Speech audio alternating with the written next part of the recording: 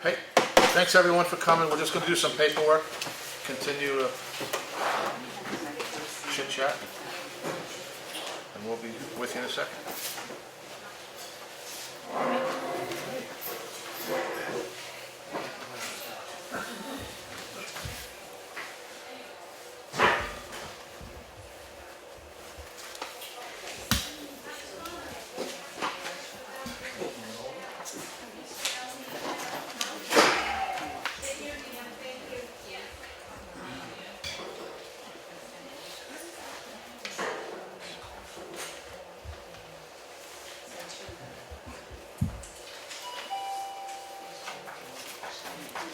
Brian, the Hanson security inquiry, now that's been kicked down the road to next year, so do you want to reach out to the security company on the bond and have a conversation? I thought that we did this one time. I thought we did too. I sent it back to them, so I stuck it in there to see if anybody else had the same recollection. Yeah, we had it before. So.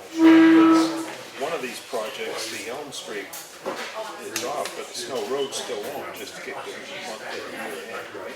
Yeah, actually, the Elm Street Bridge is the only part that's viable.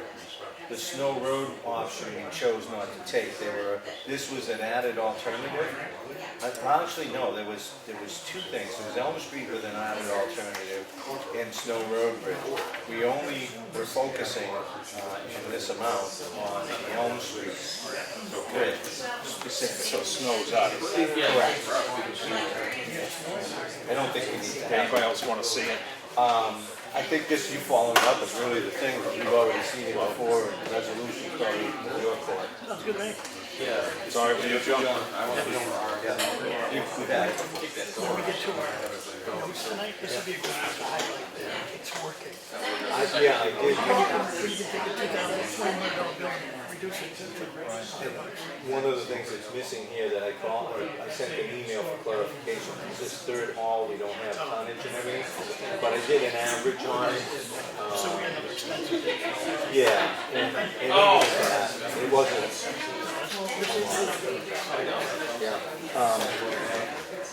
Yeah, I forget, it was $200 and something on, but the savings, the big thing was the savings.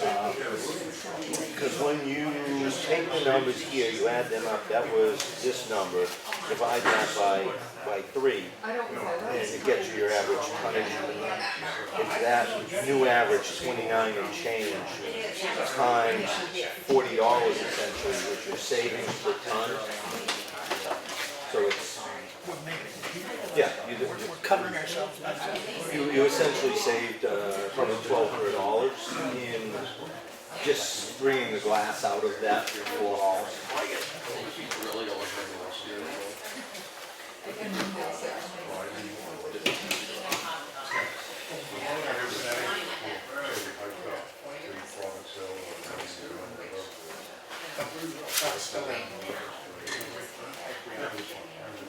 Over there, I'll give you this one.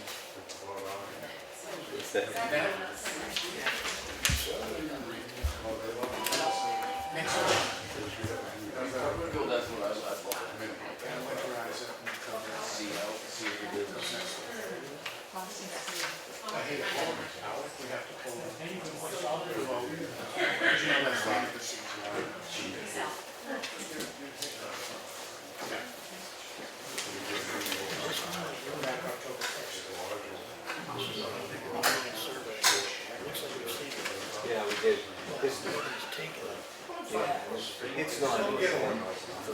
It's nothing for us, I don't think. The whole process, I've been to the courses. Okay. Just isn't, Okay. it wouldn't work for us.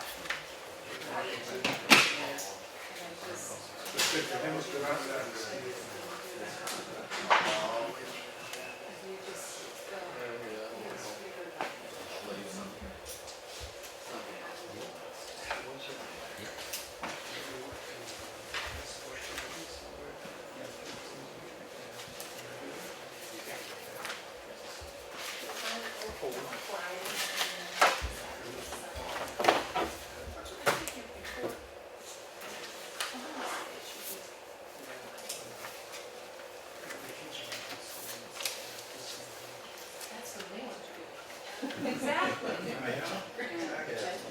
For some reason, I didn't, she must be waiting for another dead zone as we came in. But she said the fourth is good. She just wants me to pull back and leave her message.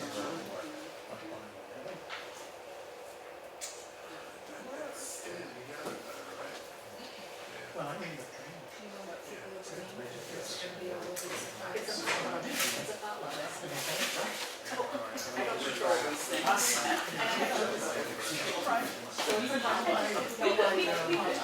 Did I end up there? That is lovely.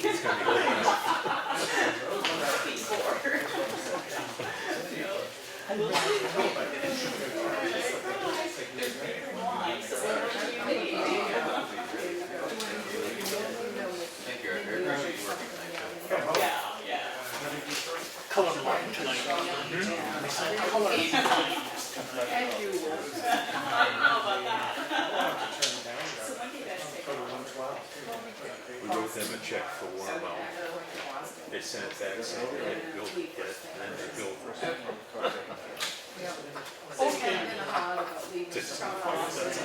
It's only 2 hours.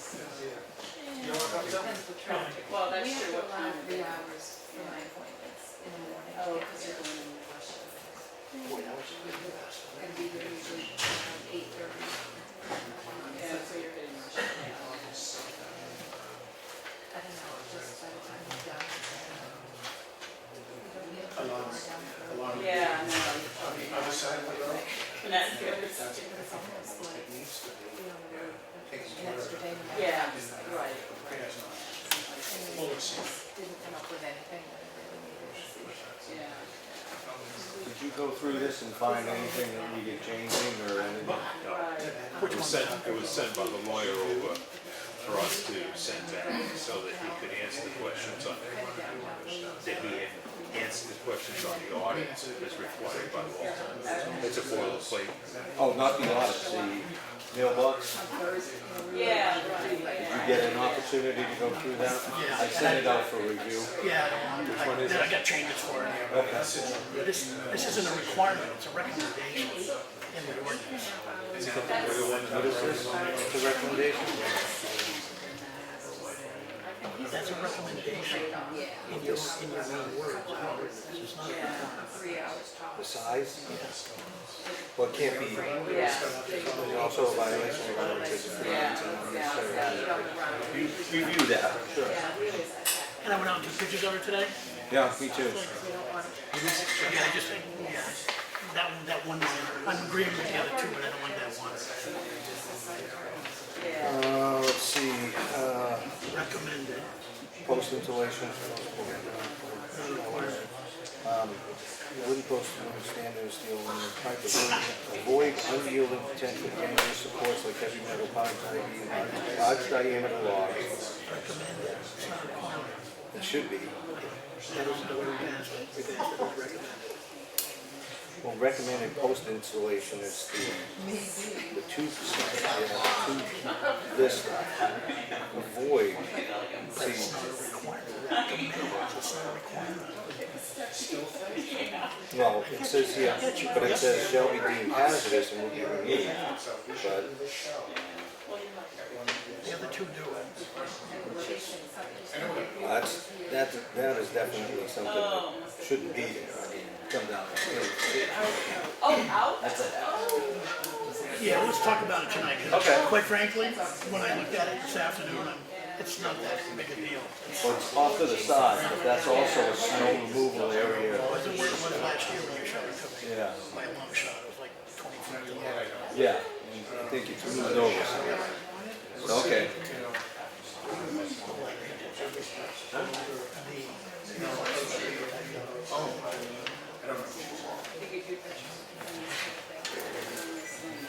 We're not gonna sign this or have some discussion on that. Yeah. Well, you know what I.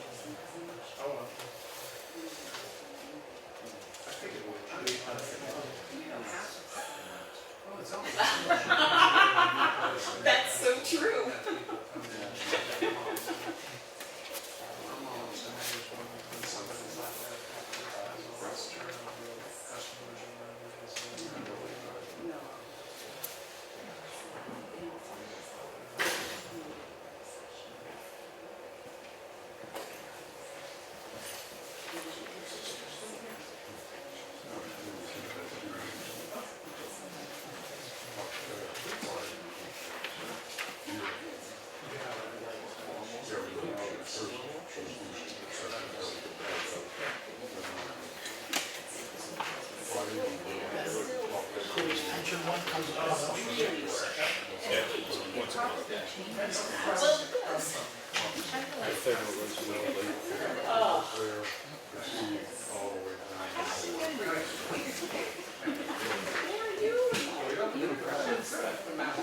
When you come to, we would like to go to the people that were, you were having trouble with. Anybody who could have given her a lot of details. Although the trees around that park. Oh, really? We were looking up, and up there this spring, and every year, we all was over the tops came up. Very frustrating.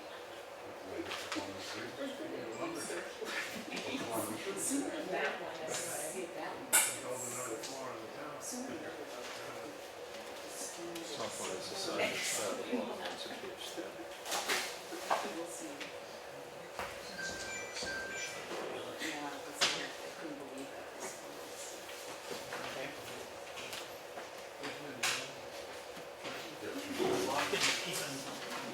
But he's trying to change those.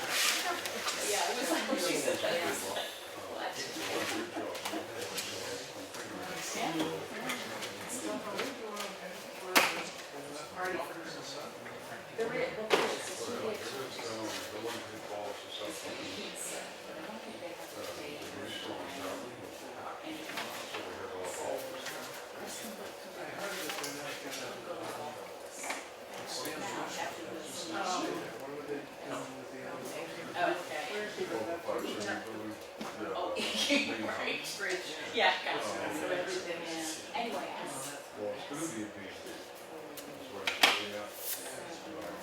So that building, that is building will be made.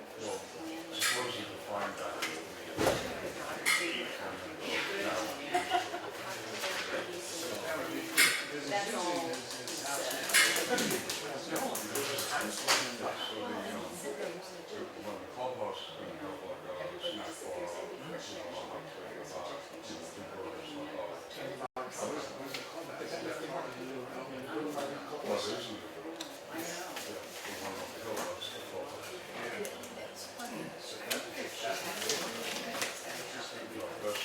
When I said goodbye, kind of indicated.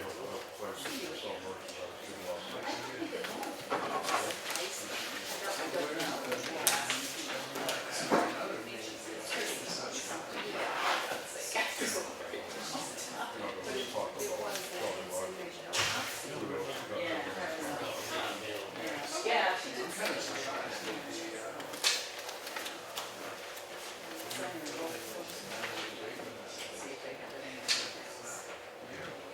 you've been coming and checking on transfer properties, people will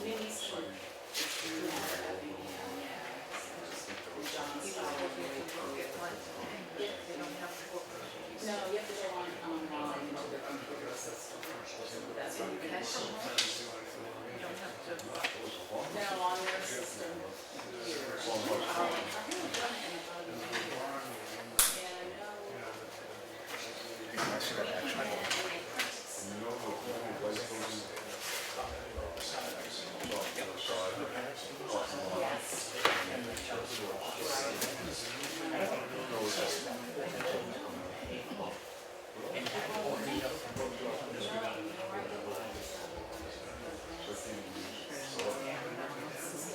Yeah, Yeah, we'll see how we can. No, I know, I'm the same, because I just.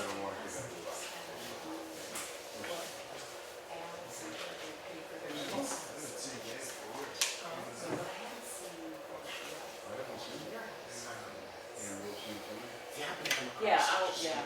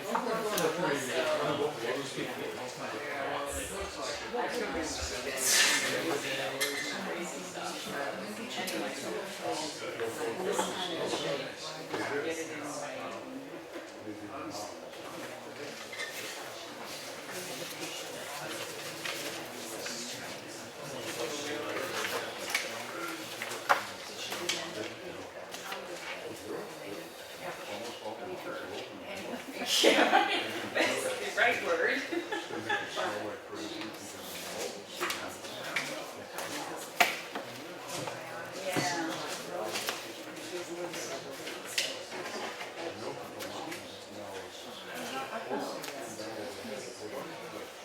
Yeah, well, that's it.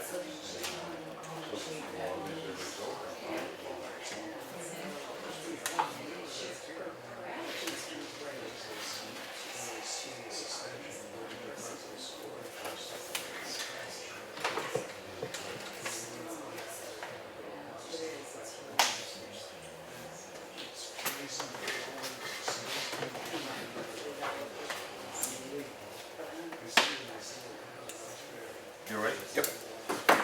Can you join us for the pledge? Pledge allegiance to the flag of the United States of America, to the republic for which it stands, one nation, under God, indivisible, with liberty and justice for all. Thanks, everybody, for coming. Do you want to go into them now? We can. Yeah, we're going to have the Province Lake Association, I assume, to give a little presentation. So, take it away. We shall do that. Thank you. And if we have just a second, can I introduce some of us who are here tonight? You have the floor. So maybe we'll Pete, we'll start with you and just introduce yourself briefly and kind of what you've done on the board. Okay. I think most of you know me. I'm Pete Dinger.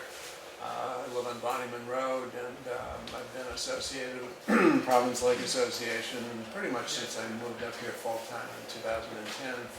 I was forced into the board in 2011. I won't mention who did that.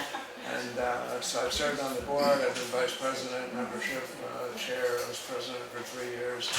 And I ran the point person for the Lake Coast program, and now I'm just a regular old board member. So I'm still having fun, and but really pleased with the progress that the lake has been making, and with a great group of people that the board is to work with, and we're all really dedicated to improving things as you hear further.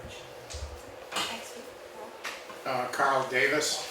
I live on Remick Road on the lake. Very similar story, different name, and I'm a lot shorter than he is. I have been vice president, president, currently on the board of directors, and continuing to tackle issues as they develop and towards improving our resource.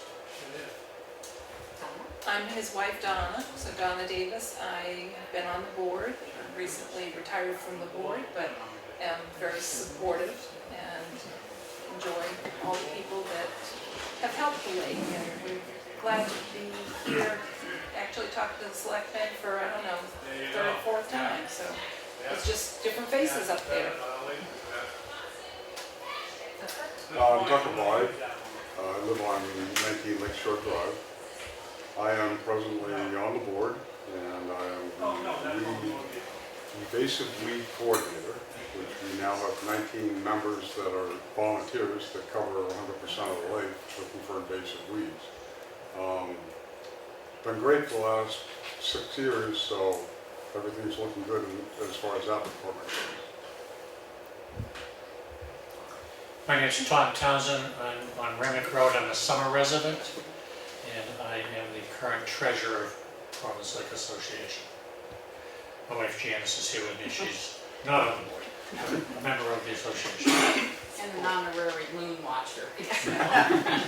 So anyway, we have a very active board, and as Pete alluded to, as well as Carl, people have been on the board for a very long time. So we have a really great continuity when it comes to understanding kind of what's involved with the lake and what sorts of things need to happen. So I'm Lori Dunn. I'm the present president, and we really appreciate you guys having the time available for us to talk about what we're doing. And what I wanted to do today is I'll start by talking about what we believe our mutual interests are, the town as well as the Province Lake Association. And then we'll talk a little bit about Province Lake itself. We'll talk about what some of the threats are we have right now as far as the lake is concerned. And then I'll go over some of the work that the association has been doing over the last number of years, particularly since 2014 when we put together the watershed management plan, which I don't know if you guys have a copy of this, but I brought one, which I will give to you. Thank you. You can peruse. It's nice nighttime reading before you're trying to fade off into sleep. So anyway, we'll talk about that, and then we'll just summarize. We have a slide at the end that just has some contact information on it. So if we can have the next slide, Chuck, thanks. So the mutual interests, and we're making a request, of course, as does everyone when they come to talk to you, is we have a watershed management plan, and that plan is to minimize nutrient runoff into the lake. So in 2014, as I mentioned, we put together a watershed plan. It's very comprehensive. It covers everything from roads to runoff from properties to septic systems to invasive weeds, all of those sorts of things. And we use that as our guidance as to where do we focus our efforts and the work that we're trying to do with the community to keep the lake healthy. Some of the big things right now that are on our minds are understanding and monitoring the cyanobacteria blooms that we've been having. cyanobacteria exists everywhere. It's existed since the Earth basically started. There was first life. But what we find is with particularly phosphorus pollution into the lakes and the water bodies, we're getting more and more of these cyanobacteria blooms, which can potentially be toxic. And I'll touch on those a little bit more as we go into this presentation. As Tucker mentioned, the other thing that we're very, very cognizant of is trying to prevent invasive species from coming into the lake. Milfoil, Eurasian milfoil in particular, but there's a host of other invasives that should they get into a lake like Province Lake, it will have significant impact on the water quality, the recreational attributes of the lake. So that's something that we monitor very carefully. I think it goes without saying that, obviously we want to protect the wildlife habitat that's there, as well as the recreational opportunities that are afforded to those who live around the lake, as well as townspeople and many other people that come in from New Hampshire and Maine in particular to utilize the lake. And then lastly on this list, but maybe one of the more important things, is it's also about property value protection. So what we mean by that is, and I'll touch on the details in a minute, and we talked about this in the work session, a fairly large proportion of the property tax revenue in the town of Effingham comes from lake properties. So there's some data I'll show you again in a couple of minutes about what the impact can be on your tax revenue should you get invasives in the lake, should you have pervasive cyanobacteria blooms. So we'll chat about that a little bit. So our request, as we all know, nothing is free in life, is that we would like $2,000 from the town in the 2020 budget cycle to help host the New Hampshire Lakes host program, where they check the boats that come in and out of the lake at Toll Farm to make sure they're not bringing invasives in, and as importantly, not taking invasives out. Now, we're invasive free as a lake, so that's probably not as big a deal as invasives coming into the lake. So if I could have the next slide. So we're actually a fairly unique lake.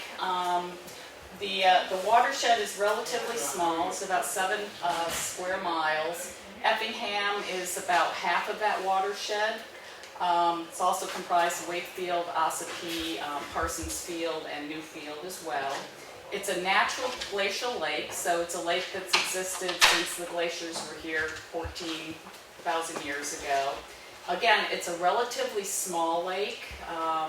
It's a little less than 1,000 acres, and the shoreline is about 11 miles, of which the majority of the shoreline is in Effingham.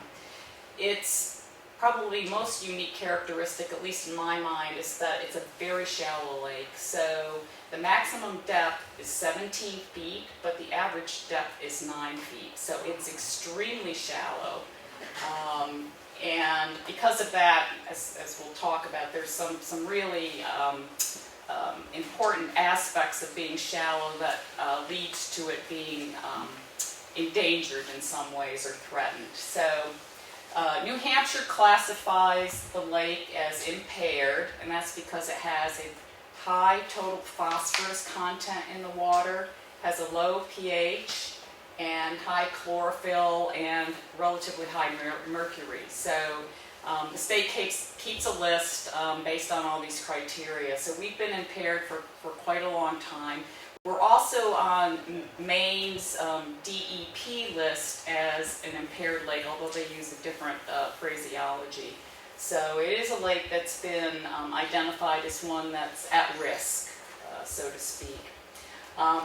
As I mentioned, we have had recurring cyanobacteria blooms, which, again, they can be toxic. We've had a bloom this year. We had a bloom last year. I think we skipped the year before without a bloom, but then there's been a series of blooms over the last number of years. And we work very closely with the New Hampshire DES in identifying that we think we have a bloom and getting them in to take samples to actually take a look at it. So in summary, really the big thing is small changes in the water quality in Province Lake can have huge impacts because it's a small lake and it's very shallow. So if we have the next slide, thanks. So what are those impacts? So I've got a couple of photographs. The ones on the left show cyanobacteria bloom that was along Remick Road. This was, I think, in 2012. It looks like all the other cyanobacteria blooms that we've had. They're very distinctive. They're kind of this bright green scum on the lake. As I said, the state will come and test them if we deem, or they deem, that it's pervasive enough, and they analyze for the types of cyanobacteria in the bloom.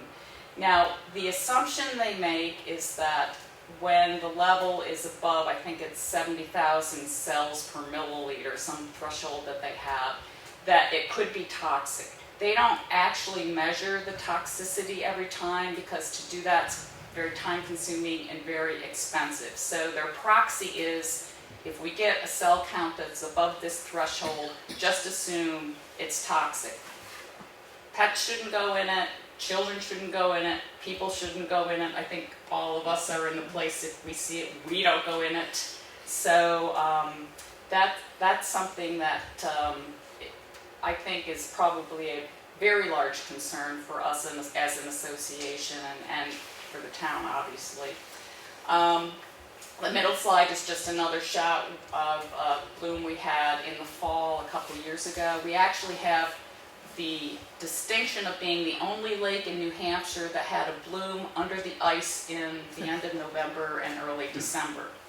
So it can occur any time of the year when there's enough phosphorus in the water that allows the cyanobacteria to feed off of.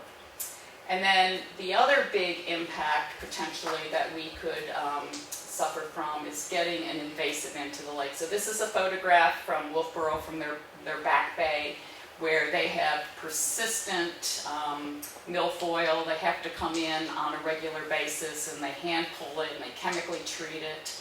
So we have been working very hard to keep milfoil and other related invasives out of the lake. So you say, okay, cyanobacteria, milfoil, other invasives, you wouldn't want those in your lake, but there's a direct economic impact on your community should you get them. What New Hampshire Lake says is that potentially when you get a milfoil or another invasive in the lake, you can reduce your property values anywhere from 15 to 20%, and that's been well documented in a number of lakes, not only in New Hampshire, but throughout New England and the central US.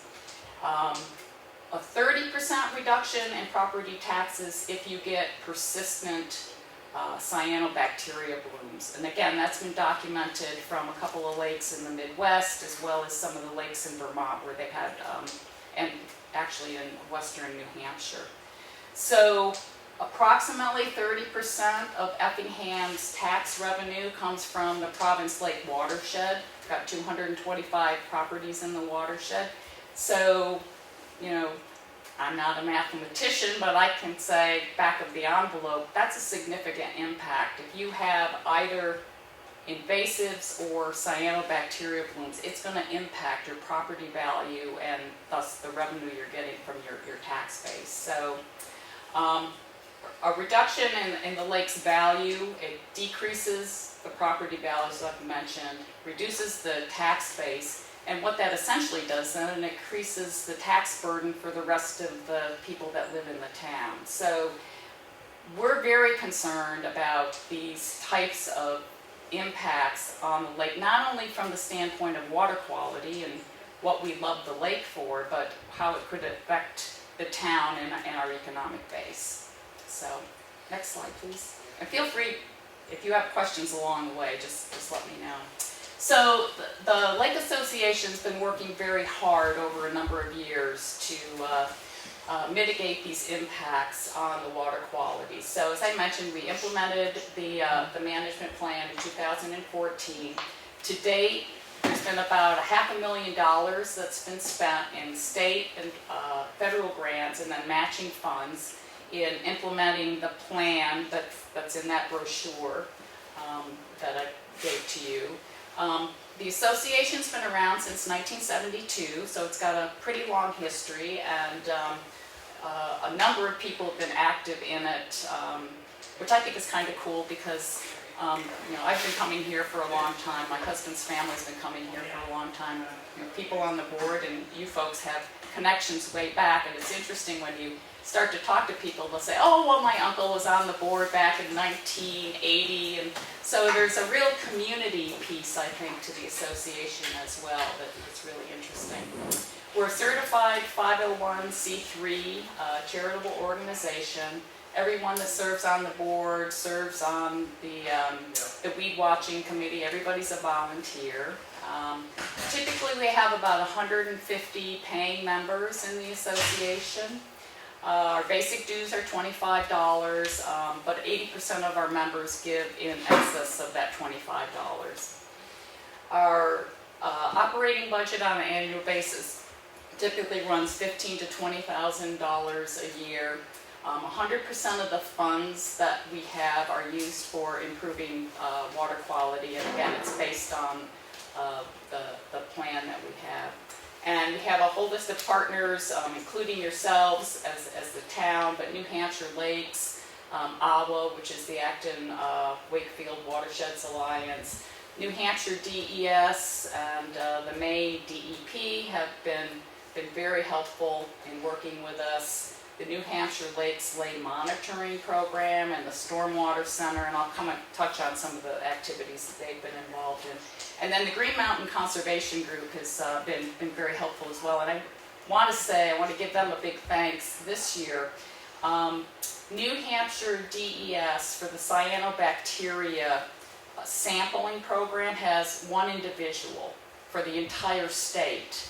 And as you might imagine, they get totally overwhelmed, particularly in the summer when these blooms are taking place. So Green Mountain Conservation Group has an individual there who has done sampling before, has done analysis, and she stepped in this year. She came right out and got samples when we identified the bloom. She was able to work directly with the state to let them know kind of what we had and what we needed to do. So we feel really fortunate. We have someone in our backyard, so to speak, now who can assist us when we think we have a bloom that needs to be addressed. Yeah, Mike. Could you identify who that person is? Would Yeah, that be appropriate? it's Jill, and she's new, and I don't remember her surname off the top of my head. Emerson. What? Emerson. Emerson's. Jill Emerson. So she's just come recently to them, probably in the last 4 or 5 months, and she's been great. She's stepped right in, and they've given us a lot of help, so we're very appreciative of that. So next slide, please. Okay, so what has the PLA been doing primarily since the watershed program was put in place? We do the invasive species monitoring. So to date, we remain invasive free, which is really pretty amazing since we're surrounded by many lakes that have invasives. And I'm going to digress for just a quick minute. So we're free because probably, I think it's 85% of the boats that come into Province Lake come in the spring. They're there all summer long. They don't leave, and then they go out in the fall. So we're not a lake that gets a lot of in and out traffic of boats that potentially could be bringing things into our lake. But we have a new potential threat, and that is the wakeboard boats that are becoming very popular. These are the boats that, I'm not a boating person, so bear with me. They generate their own wake, so people can wakeboard off the back of them. And we know that there are a couple of wakeboard boats in Province Lake that come into the campground, but they'll often go out to Ossipee or some of the other area lakes that have invasives, and they come back in to Province Lake. Now the issue is they carry ballast tanks. So they're filling water in the lake that they're in and active in. So if you have a boat that goes into, say, Ossipee, it's filling its ballast tank to create these waves. It's sucking in invasives, milfoil for instance, and then it comes back to Province Lake. It's going to be mixing that ballast water into our lake water. So that's something that we're kind of keeping a close eye on right now.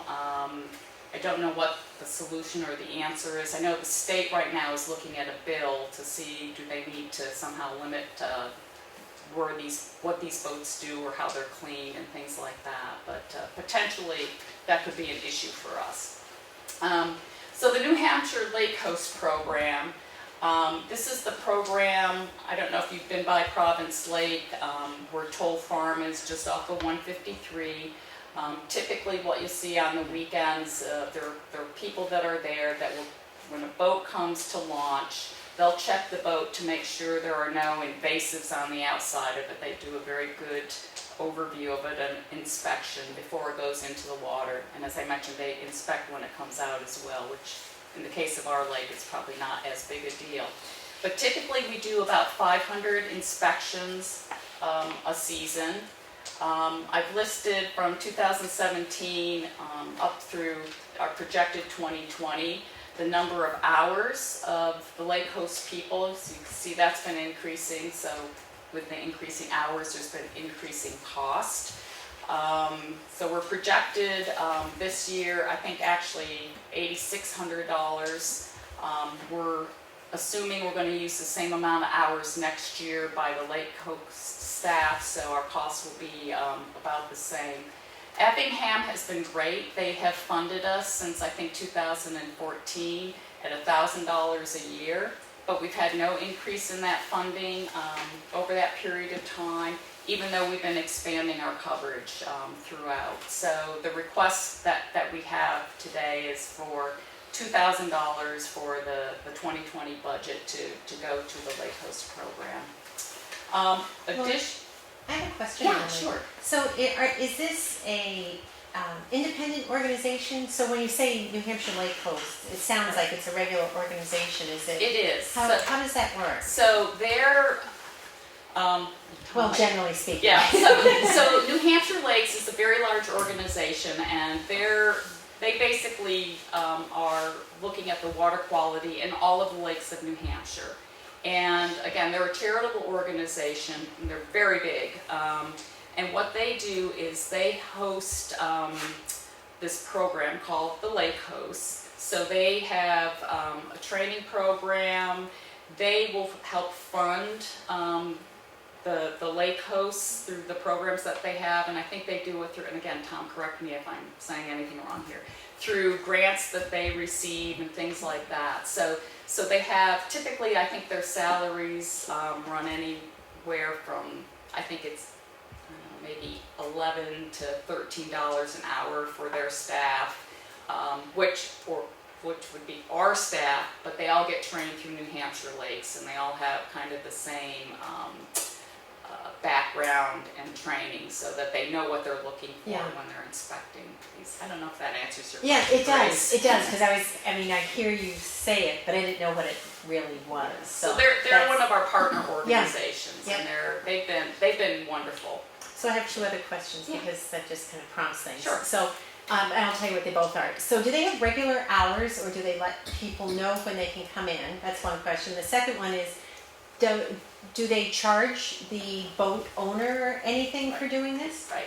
So the first question is, are there regular hours? And there aren't regular hours per se, other than what we do is we monitor, we know when we have those staff inspecting the boats. So typically Dave LaJoy, who manages this program for us, will say, well, last year we thought, weekends obviously we staffed from 8 in the morning until 5 at night or whatever. But we saw that there were a lot of boats coming in on Thursday. So let's make sure that we have Thursday nights covered when the people are coming up for the weekend and they're launching their boats then. So it kind of works like that. Mm-hmm. And then your second question, so the launches take place it's actually a private boat launch at Toll Farm. And remind me again exactly what you were asking? Oh, I was just curious if any costs are passed on to the boat owner. So they are not, so it's free of charge at this point in time. Now, Toll Farm a couple years ago did ask for a donation to people that were launching there, but that was a one-time event, and they have not They're done not related to this. No, not related to this Yeah. at all, yeah. So it's Okay. it's free of charge. And I think New Hampshire Lakes, wherever there's inspecting boats, it's free of charge. So, But the only thing I'd add to that is New Hampshire Lakes actually pays the lake hosts around all of the lakes. So they're like the employer. yes. And Right, okay. each one of the lakes has a point person that manages their own, people. We find the people and Oh, okay. assign the times and at the times that we find that there's the most boat traffic in order to make sure we cover as many of Right. the boats going in as Yeah. possible. Yeah. But, That's the intent. The Yeah, other- just, The other thing is that boat launch is the only one available to the public. even though it's a private boat launch, that's Even though it's a correct. private one, yeah. Yes, into the lake, so.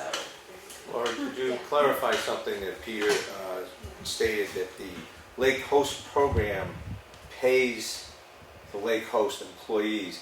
Now, they physically do the act, but the financial commitment Comes through us, through yes. you folks, Yes. which is a commitment you Yes. make through your organization. Yes. Okay, I just wanted to make sure Yes, that was. that's correct. But we tell New Hampshire Lakes how many hours. Yes. Right, right, There's yeah. certain regulations. The checks actually come from New Hampshire Lakes.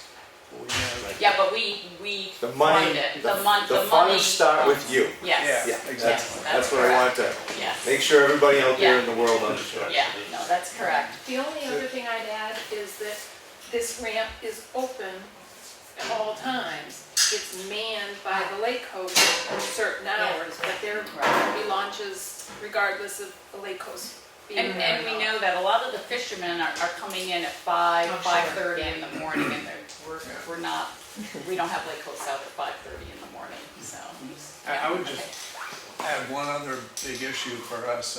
Even though that's the only official ramp and it's privately owned, there are people, much to our dismay, that launch off of Route 153 and the beach over there. They actually park on the side. They put their car with their trailer perpendicular across 153 right at the bottom of the hill where people are coming across, and Yeah, for all and kinds that's of crazy in the reasons. state of Maine, and that's something that we're working on separately to see if we can address that. But it is an issue because it degrades the beach. Number one, it degrades the road, it's unsafe, and you're bringing boats in that you have no idea where they've been. They've not been inspected, so, yeah, thanks, Pete.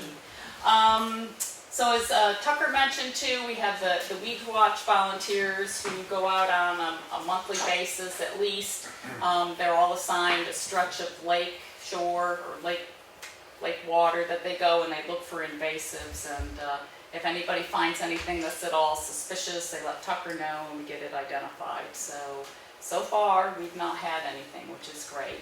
We talked quite a bit about the cyanobacteria, so that monitoring is ongoing with the DES and the Green Mountains. So I'll pat us on the back a little bit. So we've been working with the DES on cyanobacteria for over the years, and the woman that runs the program, Amanda McQuaid, really has said to us, she said, you guys are probably one of the most proactive groups that we have, because we're very good. If somebody goes out on their beach and they think they see cyano, right away the whole board knows about it. Everybody goes, checks, and we get a hold of Amanda. She said, I just wish that all the other lakes in New Hampshire were as proactive as you guys. You have done a really good job. So I'm going to pat us on the back a little bit around that one.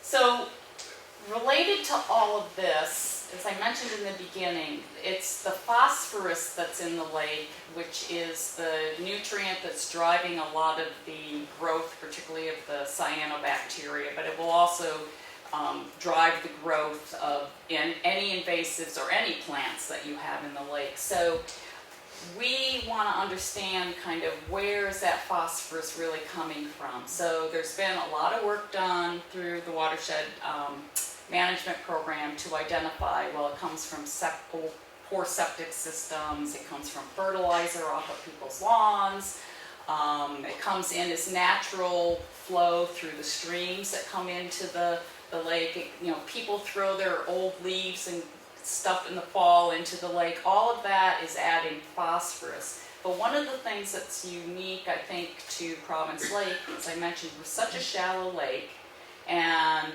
anybody who's been in the lake knows there's like this mucky layer at the bottom, about a foot of muck, which is, you know, old sediment and debris.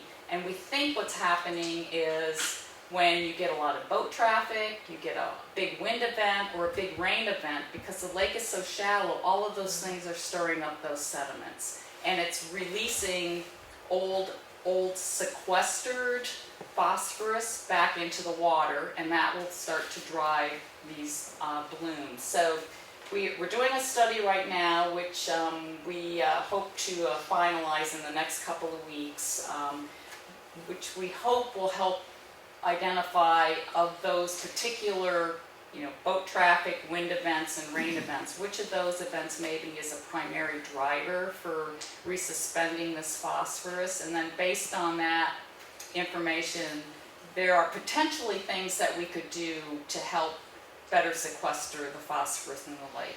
Don't know what the answer to that will be, but we'll keep you posted on that when that study is completed.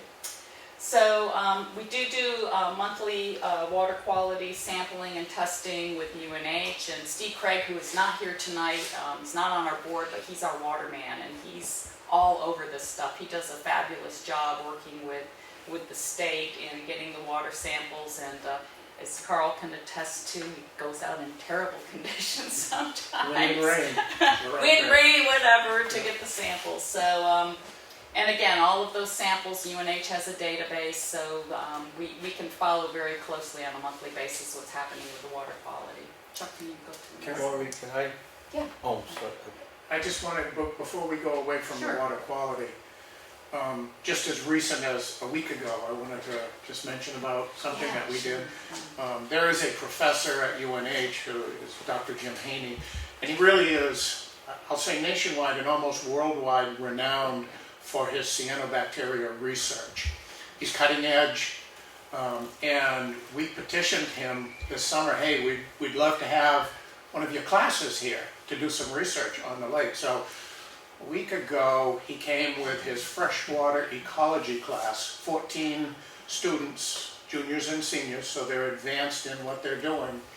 We went out on the lake in a couple of pontoon boats, and they're out there for a couple of hours doing state-of-the-art testing. I mean, it's almost, they have monitoring equipment that are monitoring 14 different parameters in time, every 15 seconds, Yeah. or every short period of time, and they went down the water column, and then we went horizontally around the lake, and they were just one of the tests. They were doing, they probably did 12 or 15 different tests.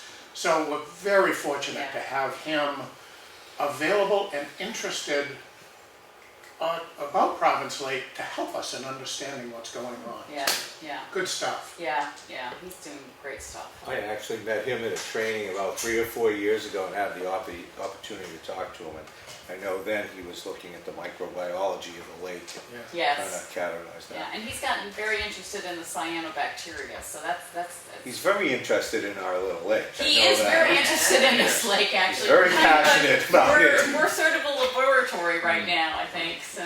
One of the things I wanted to again point out with the water quality sampling and testing, it comes with a price. It's not free. No, it's not. And I have a suspicion, I know exactly who pays for that, and it's not the town of Effingham, if I'm correct. No.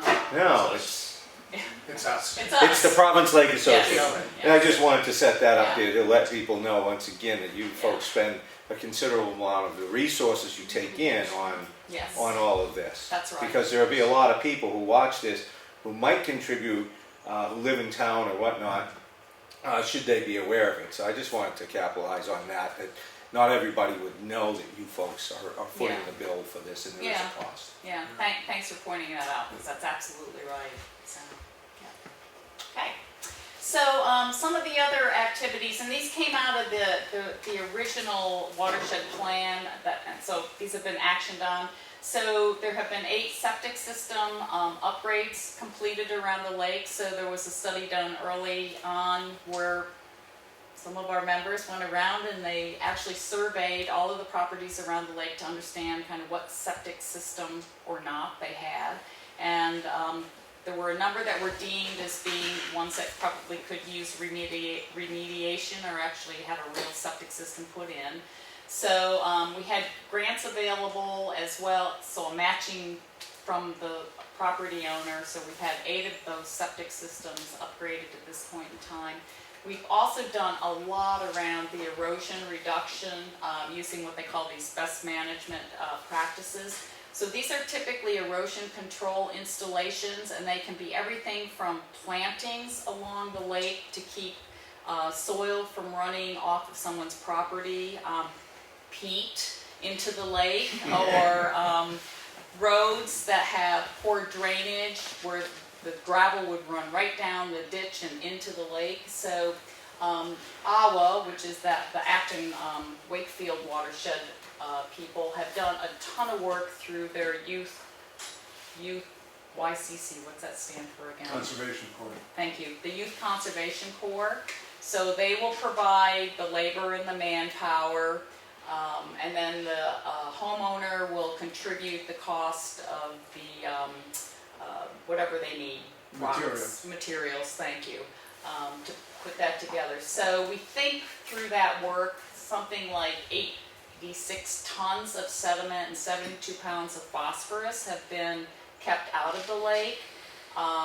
There's been particularly in Wakefield, but I know in Effingham as well, the road stormwater management work has been really important, and the routine maintenance of the roads around the lake is a critical factor in making sure that we're keeping those sediments and other debris out of the lake. And as I mentioned briefly, and Pete was talking to this as well, as we have an ongoing conversation with the state of Maine right now along that stretch of 153. It doesn't have the guardrail on it. To see what we can do to address how that beach is really being misused by the public. So we'll keep you updated on that, given the progress hopefully that we'll have on that. We do an annual Route 153 beach cleanup. We did it, it was 2 Saturdays ago when the outer bands of Dorian were kind of floating around. So this time we picked up probably in excess of 150 pounds of trash off the beach in 5 bags. And thank you, Effingham, because that trash comes to the transfer station. So we work very hard to clean up the beach. And I will say the Wakefield, New Hampshire part of the beach where the guardrail is on 153, the people that have the camps kind of up and back that use that beach do a great job keeping that beach clean. That beach is usually relatively pristine compared to the piece that's open in Maine. So we are also responsible for lake level management. So the one asset that the association owns is the little dam at the outlet to the South River. And I guess in conjunction with the state and the town, we kind of know what the water level is supposed to be. We manage putting boards in to keep the water level up during lower lake level stands, take the boards out for the winter season to allow the water to go down the South River. So, and in addition to that, we've been having individual come in to manage our beaver population in the South River. What we found this last year and in previous years, we'd all be saying, why is the lake level so high? We don't understand. We're not keeping it artificially high by putting boards in the dam or anything. Well, it turned out the beavers, being the industrious little critters that they are, had built a whole series of dams in the South River which had backed up the water level to over a foot above what it should have normally been. So we have a ongoing contract right now. A fellow who's on retainer, once a month he goes down the South River, checks on the status of the beaver activity. He'll break down the dams and open them up to let the water flow more naturally. And so far, I think we're in the first quarter of that agreement, and it seems to be working well. He's been very responsive and sends us photos of kind of what the situation is, so, Lori, yeah.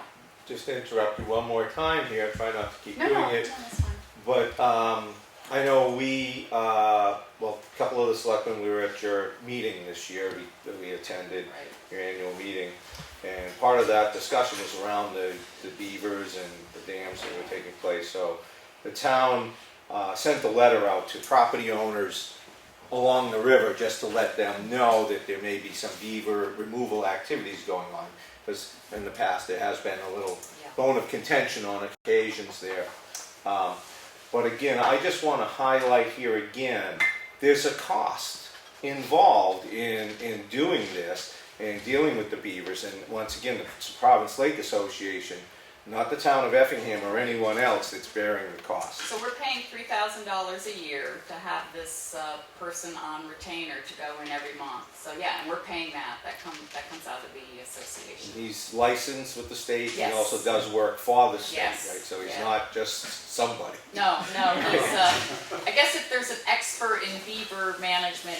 You've got one of them. He's one of them, yeah, right, exactly, yeah, thanks. So not to jump in, just to jump in a minute, where would someone, if they wanted to donate money to the Province Lake Association, where would they send it? You have an online website. So, if you switch to the next slide. So, we have lots of ways anybody can contact us, so. John's seen this before. So we have a website. You can also send an email. We have a Facebook page.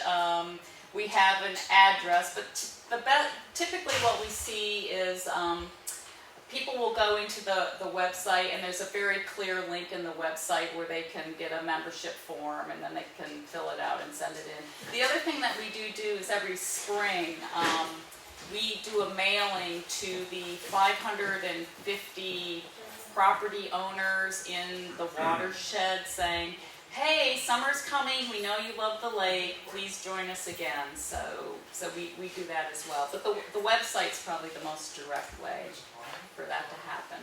Okay, we can flip back just quickly and I'll finish off here. So we also do a lot of work with the loon preservation committee to monitor the loon health on the lake. Everybody loves loons. And we've been very fortunate that we've had a couple of loons on the lake. We've had a couple of young loons hatched on the lake and grow up this year. More unfortunately, the baby did not survive.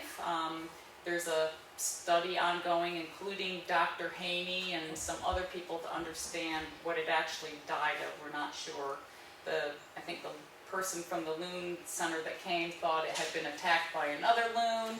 But Dr. Haney's looking at the water quality aspects to see if that might have played into it. But Tom and Jan are very, very active in monitoring the loons, and you can sit in the living room with these amazing telescope thing, and the loon nest is like right out their window. So we get hour by hour, minute by minute updates when there's a baby loon typically. So thank you guys for that.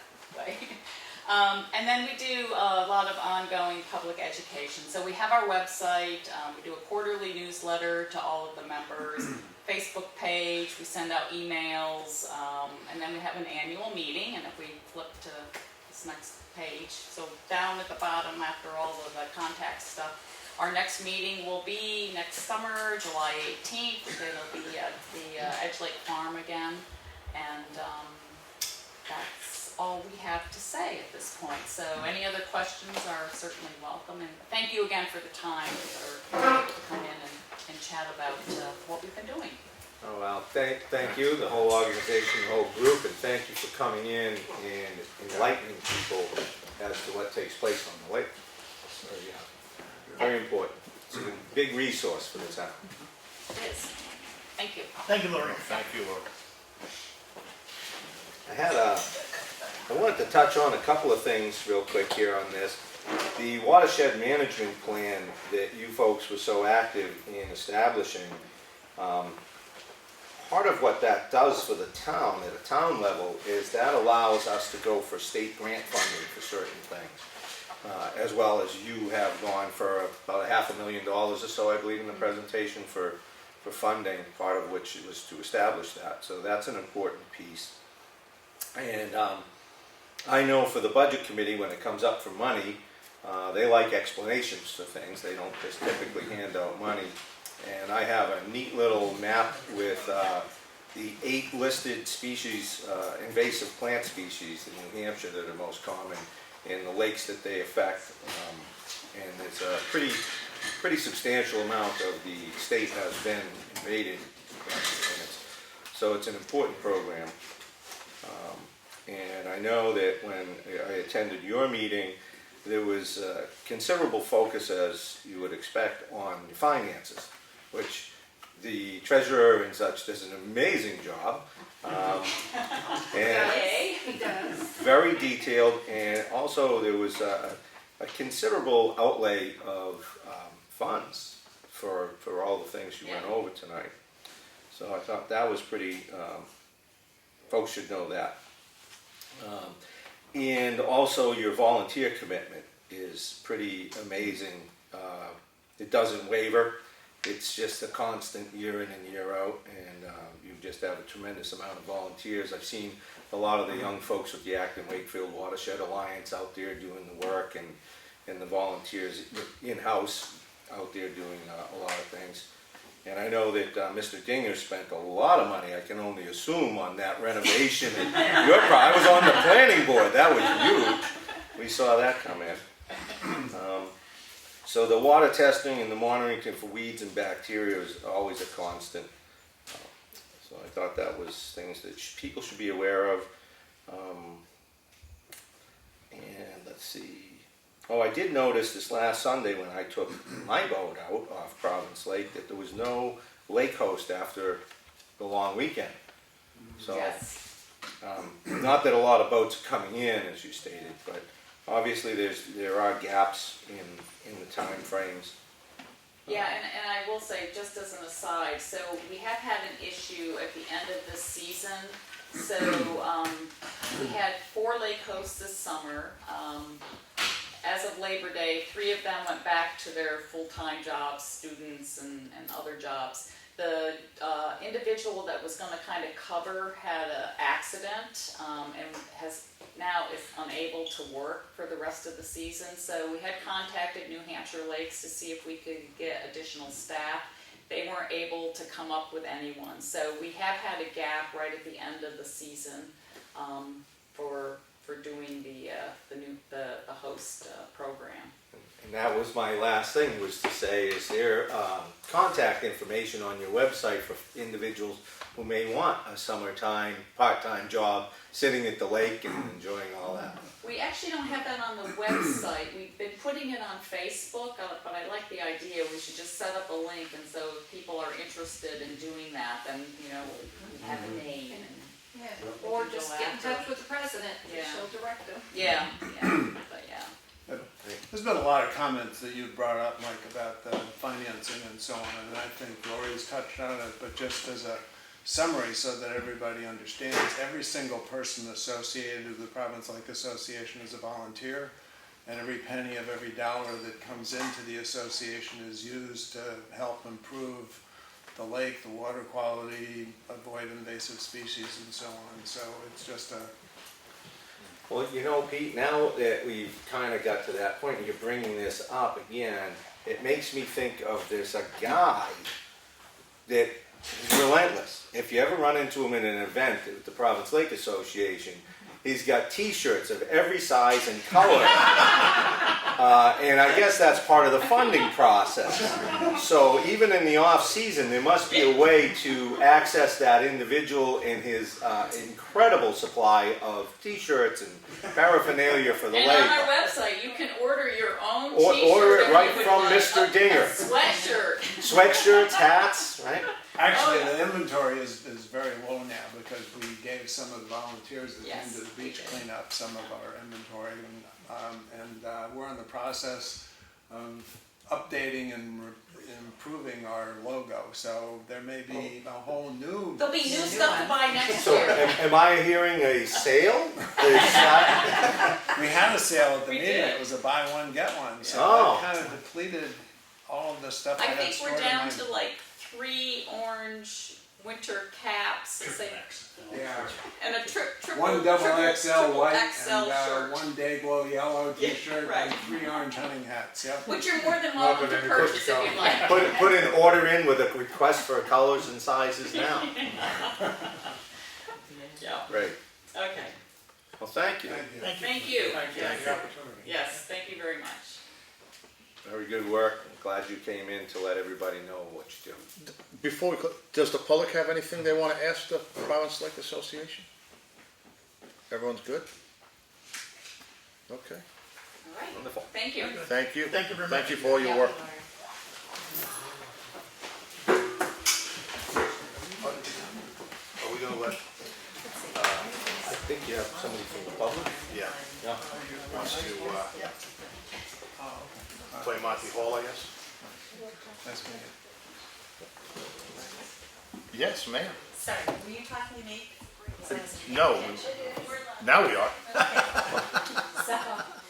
So, thank you. I'm here as the director of the library trustees. So I came with, I actually came to make a deal. So, as you may be aware, we had a fabulous I'm looking children's at Chuck program. now because I can read him if we're making this deal. Just not. It's actually a pretty good deal, John. This is a really good deal, and it benefits a lot of people. Well, we had a fabulous children's program this summer. There were 25 active participants, others that came and went, kids and their parents that came as well, so 25 plus kids. However, we learned that our upholstered chairs are not the best for crafts. So what we would like to do is offer you the opportunity to get rid of these folding metal chairs, and in return we will give you 15 of our upholstered chairs that are in the community room that we have. We have excess chairs that we're not using, and we thought rather than just having them stacked in a corner that we never use, we thought you might be interested in having more comfortable chairs for the public, and we in turn would get chairs that could be hosed down after we've done crafts with the kids. So I wanted to offer that to the selectmen. You guys can discuss it or not, but I'd be happy to move them down here and take them myself, all by myself without help from any other selectmen, just saying, although I might borrow his truck. So I'm offering that. Like, I'm gonna get out of We this. thought. So that was my first thing that I wanted to bring up. The second thing, we noticed that the flag that's out front is faded, and we were going to order one, and then somebody said the town has a supply and replaces the flag on a regular basis. Yeah, I'll give I you see one. you? Okay, fine. All right, that one's taken care of. And the third thing that I had is there were a couple of us who wanted to volunteer to paint the railing and the ramp, which you may have noticed for the entrance doors are worn. It's just the old deck paint that's worn through to the wood. And I wanted to make sure that that was all right to do that. I don't have a problem. We'll supply the paint, the labor, Yeah, that's, do it effectively. As long as you do But I- events at the transfer station too, since you're And right there, close by, you're in the mode. Yeah. But, just to, yeah. just to touch on the flags, Yeah. Mhm. you bring the, they go to the VFW, I think, for proper. Yeah, usually I bring it down to the transfer station. Mark actually collects them. Gentlemen Oh, there does take it? care of it Okay, for me. all right, So, okay, yeah, but we dispose of it appropriately. perfect. Yeah. So, anyway, those were the three things that I wanted to. Well, touched on too, what about the chairs? Because I know we're not gonna get out of here without an answer, so. I don't know, making the public more comfortable, I don't know, that could work against it. I'm I mean, I- sitting, you know, These sometimes. chairs if are already they- covered in paint. She said they didn't work for them, Yeah. so. They've been cleaned, actually. So you can actually clean them? Oh, yes. Oh. Actually, we had the carpets cleaned yesterday, And while we were there, I negotiated with the person and she cleaned the dirty Oh. chairs for us. Sweet. For no cost. Having no idea what they actually look like and how they'll fit in this room and what I we. do the library on a regular basis. I'd be happy to show you. I've been in there, it's just my memory is not as good as Okay. it should be. If you go to the library. They're nicely padded chairs for this environment. Yeah. They are stackable, I will say that. They're Okay. stackable. I think they stack 10 or 15 tall in the corner. And they're upholstered on the seat and in the back. I certainly don't have So, a problem. I should have brought one as a sample. That's what I should have done. I don't have a problem. If they're stackable, it makes a lot more sense, because occasionally we have to Sure, if you reorganize the have to- room, Yeah. take the chairs off. I don't have a problem. We take them. There you go. There You you go. guys are actually getting the better end of the deal, I'll just say. Well, we haven't seen them yet, so They're nice. They're nice. It'll be a that nice could be reaction. just a little, Yes. Okay. But can we Are they just wait till refundable? after this weekend, because we're doing the floors this weekend? Oh, that'd be perfect then. Yeah, let's do that. are they refundable? Absolutely. Okay. You mean I can bungee cord them back to us? Yeah. Yeah, if you want, you can exchange them by the camera that the police department monitors in case it's a scam. All right. Thanks. That's what I have. Thank you. Okay. I have a feeling we have somebody else from the public, maybe, to Yeah. How's it going? Hi there. Could we have your name for the record, please? Yes, my name is Jason Sheridan. I live on Champion Hill Road. I guess to start, I'll just be entirely honest. I've had like a crazy 5 years since I've lived here. It's been like a slow-moving train wreck. I'm a single dad. He lives home with me, and I'm really far behind on my property taxes. And I got a notice that the town took over ownership of the property, which I understand entirely. I'm behind on my taxes. It makes sense. I just want to know if there's anything I can do to avoid the conveyance or the notice of offering for sale. Why don't we talk about that in a non-public session as we all right. conclude the meeting, that way you don't have to. Okay, thank you. Appreciate that. Why don't you hold on a little bit? Okay. That work for you, John? That's fine. I was gonna suggest that, That's me too. Okay. because it's not a thing. All right. Anybody else? We got all our first responders in a corner just waiting for something to happen. Question, did you give more consideration to the ordinance I'd like to propose? The consideration is there, it's just the follow-up hasn't taken place quite yet, Randy, because there's just been so many other things going on. It's on a slow burn, it's on the pile though. As you know, we were doing ambulance stuff last night, and we'll be, following up on some of that, so there's been some work on that. But don't let us forget about it. I personally want to try and see if we can't work with you on that. And I know that we put out a request actually for more information to you. I believe Chuck, you sent something to Randy for follow-up, right? Yep, we talked about it tonight. Okay. Yeah. Good. Yeah, well, it's gonna be in our work session stuff, not for tonight, but it's on there. Sorry, don't have anything a little better for you at the moment. All right. And then Dave? Night out? The library wants us to add a fire lane. Oh, yeah, that's right. A what? A fire lane. So one of the things that I brought up at our meeting just before this on the safety issues is the fact that sometimes we have people who pull right up next to the building rather than parking in the regular parking places. So we want to put up fire lane signs, which in our discussion at the previous meeting, we do have a fire lane ordinance now as part of the parking. So what we'd like to do is put up 2 signs probably on the poles, the newly painted, soon to be painted poles for each of the entrances there to remind people that they shouldn't be parking right up against the building. Do you have signs for handicap? Because it is mandated by the, I think there's one on the end of the building. On the Two south end of the building. Yeah. there's Two on the end of the building. Yep, okay. yep. So what do you want to nail those on the posts? Yeah. The posts over the overhang posts, okay. Yeah. Fire lane versus no parking, it's, fire lane is the better choice. Well, it's a public place of assembly, so that's under NFPA 101. So you have to provide a fire lane, no parking. You can't, you have to have some kind of parking ban around the building. It should be around the whole building, actually. That's what I was just thinking. It's, Should we but put that the on- way that the building is configured, you know, you go around the back side or the front side, whatever you want to call it, it's not wide enough, Right. you know, so it really should be around the whole building. I think fortunately, most people don't, what we would call the official front, you know, the formal front there. Yes. I think most people don't go in that way because there's no entrance. They can't gain entrance there. It's on the back side where they can gain entrance to the library door, and rather than walking 5 feet, they. Yeah. It's actually no parking, period.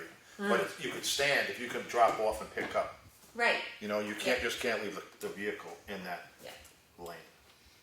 So I assume you're working with our esteemed Yeah. fire chief here and all the particulars with this?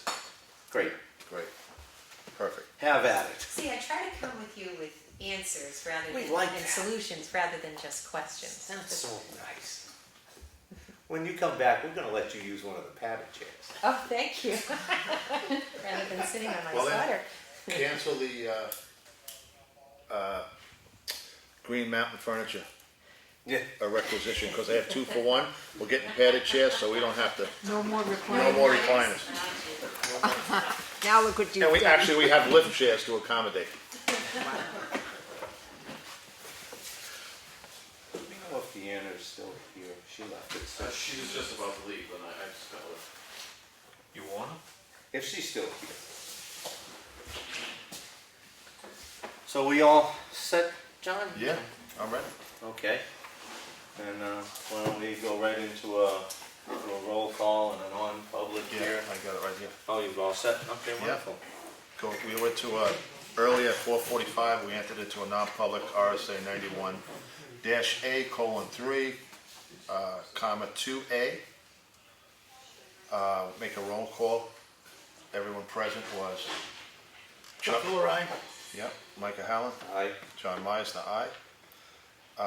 And also present was Brian Burke and Deanna Amaral.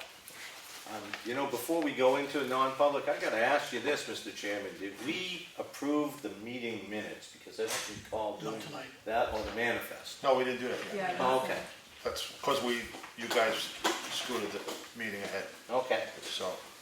But this was before. Yep. So, okay, and then we came out of it, made a motion, I guess you made a motion to come out, I second, passed at 4:55, does that sound right? Yeah. 4:55. Minutes. Now, the question is, do we want to seal those minutes? I would say yes. I would vote to seal those up. I'll make a motion to seal the minutes. Made by Mike, second by Chuck. Yep. Okay, and we'll do a roll call. Mike Chuck Cahalane, aye. Chuck Fuller, aye. and John Meisner, aye. And motion passed, and these minutes will be recorded by me. Okay, Before we go into another non-public, maybe we should finish the regular meeting. I was just gonna say, with Deanna, is that what we're doing? Well, no, with Deanna, and I think the gentleman here wanted to speak in non-public. I just thought having Deanna here would be relevant, good to Okay. have. Okay, But I thought we'd get rid of our minutes and manifest. okay. Are we doing a non-public and I'm in it? Yes, ma'am. Yeah. Okay, should I get, do I need to take notes 5 or? minutes. Let John do the minutes from the normal meeting. We Okay, haven't passed them yet. so I've got 5 minutes. Yep. I'm just All right, gonna close out online. Okay, I'd like to make a motion to accept the manifest of $49,979.60. Second. Any discussion? Nope. Any amendments? All in favor? Aye. Aye. Okay, hold on a second. Make a motion to accept the Board of Selectmen minutes of 9:10. Second. Any discussion? None. All in favor? Aye. Aye. Also make a motion to accept the work session of 9/11. Second. Any discussion? Okay. Aye. Okay, now in the action folder, we had a oath of office for the library trustee. I think that was completed earlier. That was? By Deanna. Okay. So that, You might that want to way. verify when she Yep. comes in. Okay, so that was done. Public was done, work session. And we're gonna go into a work session following our meeting today. Following the non-public. Uh-huh. And, okay.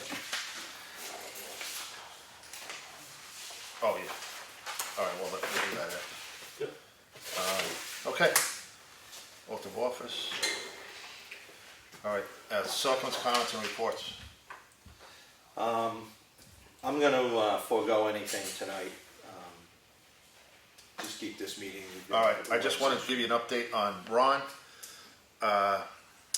He's finished all but 2 culverts, the one that we're waiting for the permit.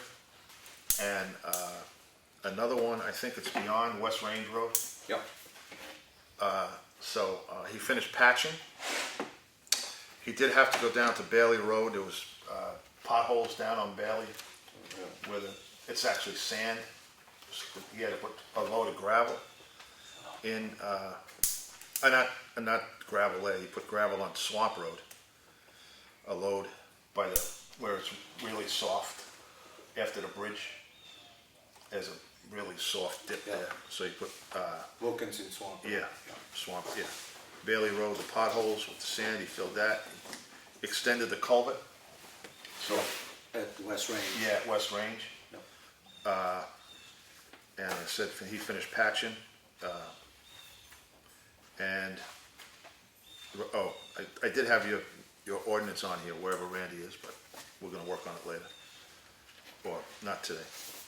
But that's all I have for, roads.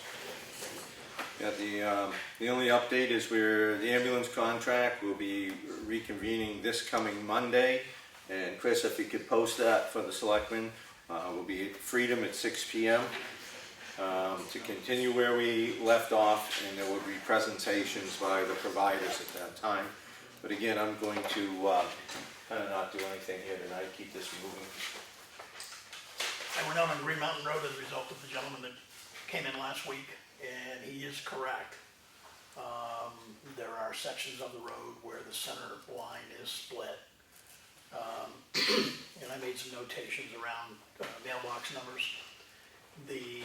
There was also an area where there's probably 3 or 4 at least 2-foot long cracks right in the driving portion of the wheel areas. Is that where the cuts were? No, there weren't any cuts in this one. This is just literally split.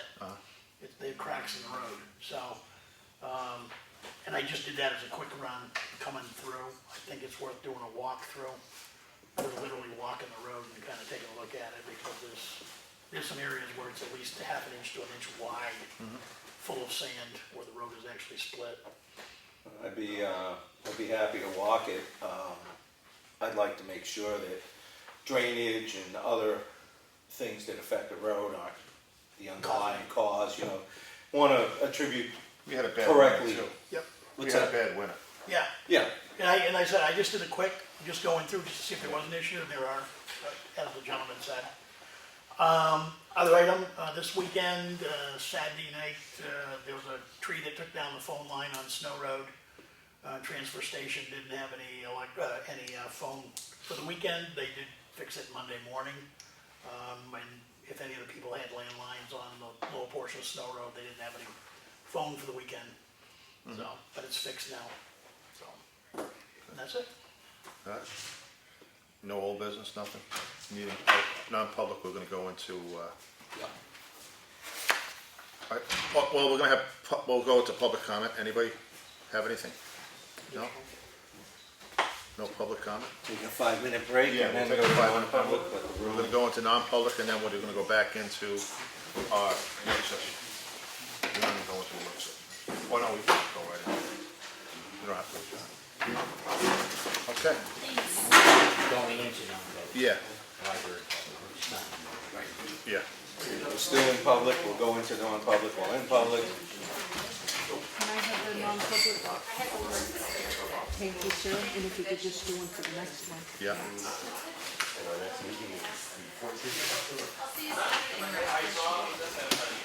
Oh, I put it in the box. Oh, okay, thank you. Yep. Did you want these back?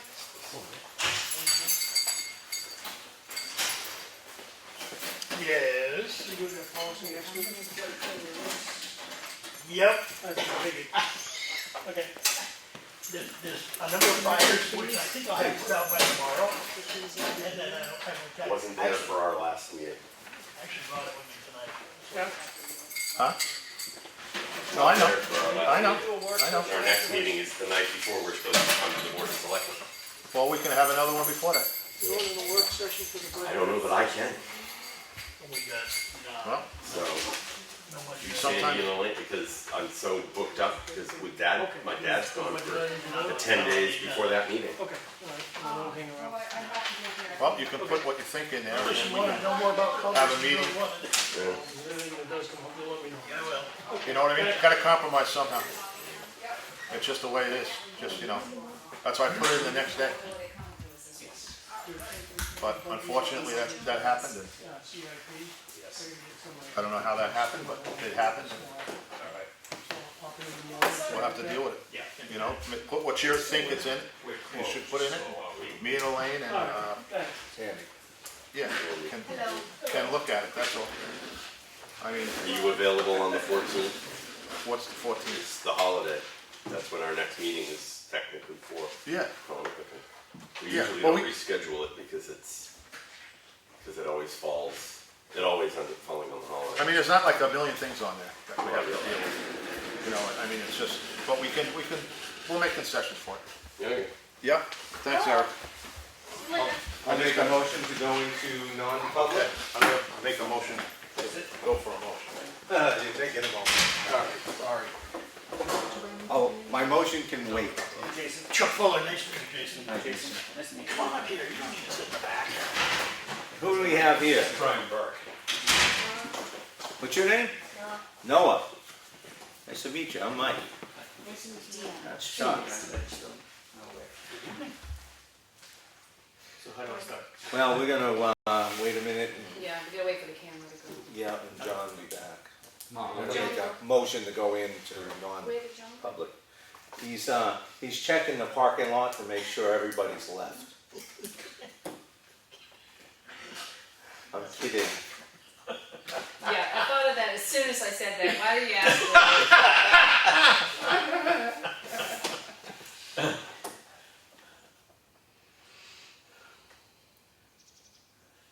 Now this would be C, correct? Get to that for you.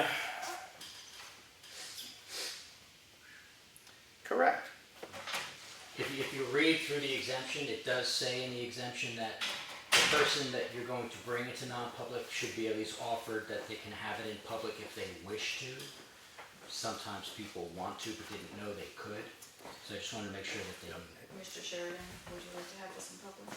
Or not? Okay. Okay, so I'm making a motion to go into non-public, RSA 91A:3, Roman numeral 2, subparagraph C, and that is my motion. I second. Second by Mr. Meisner. All in favor, Aye. roll call vote, John Meisner. Oh, and Mike Cahalane, aye. So,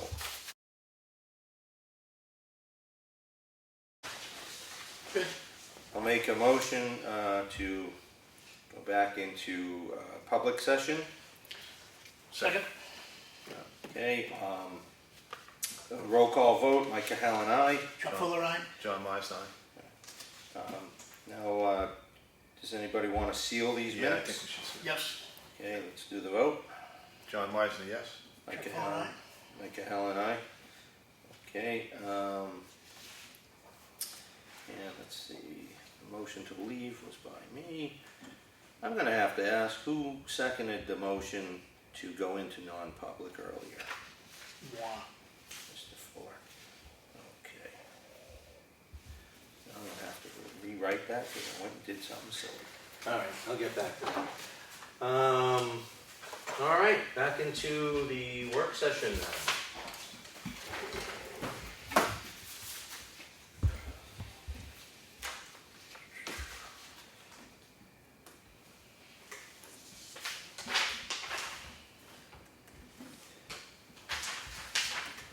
You wanna start off with junkyards?